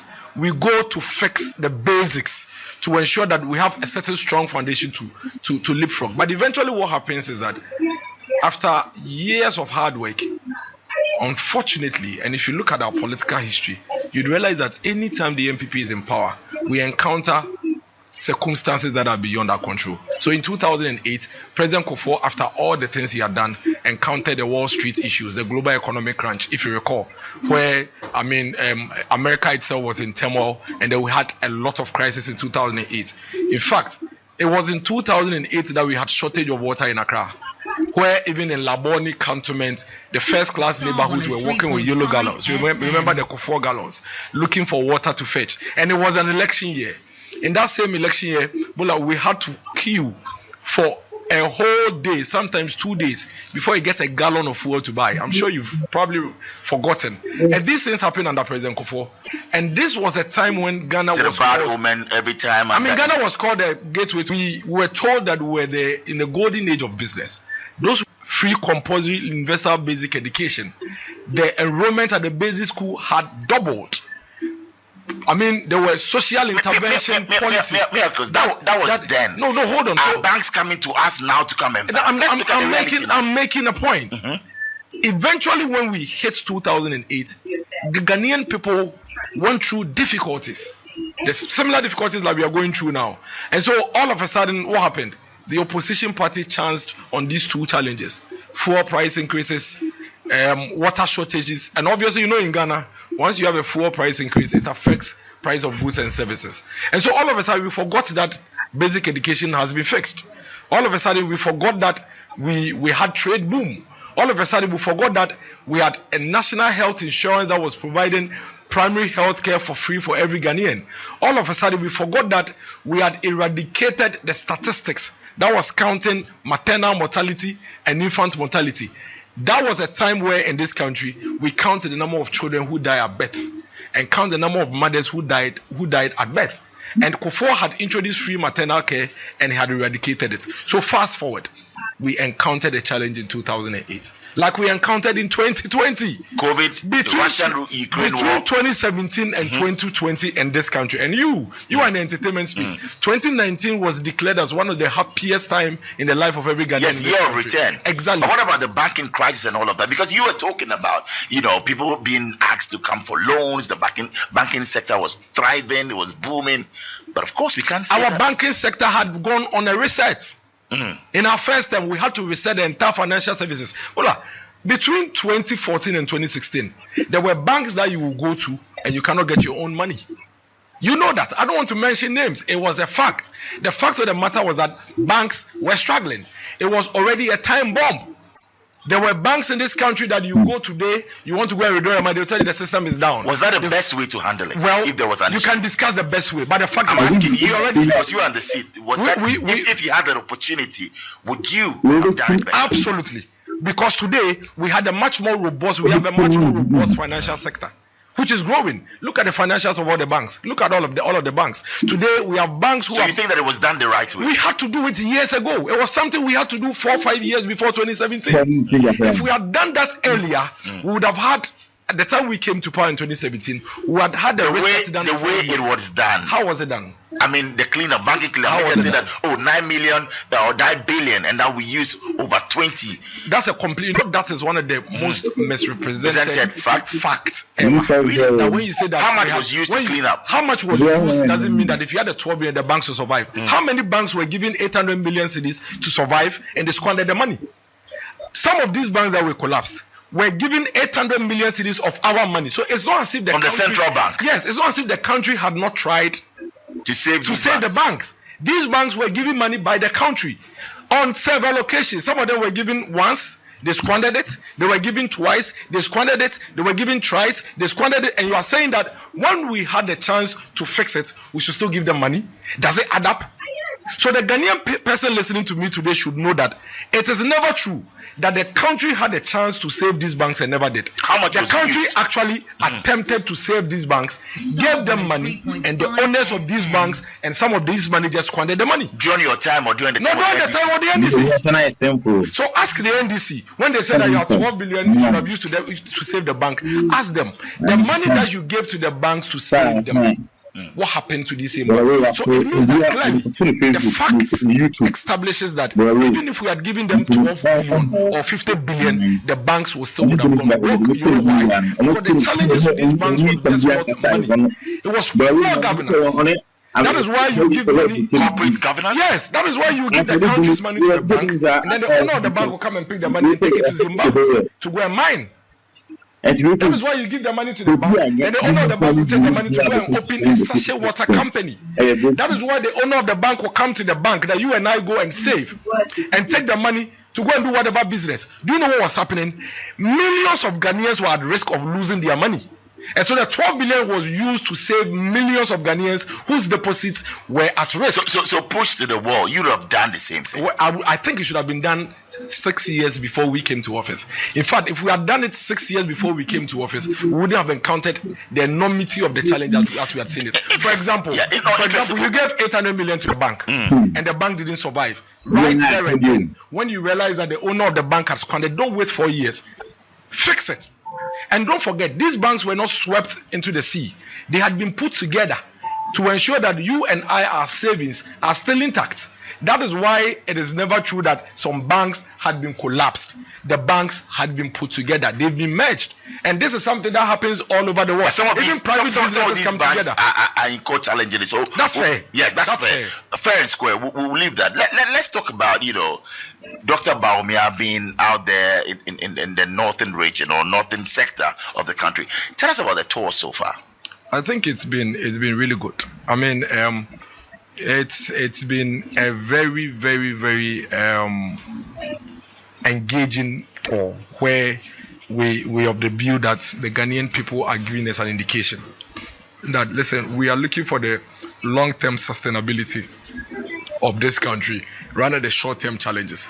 And one of the things Dr. Mahmoud Bawumia is telling the Ghanaian people, all the 9 regions we've gone to, is that leadership is not the absence of challenges. True leadership is the presence of courage in the midst of challenges to mobilize the people and get them out of it. So we are doing quite well in education.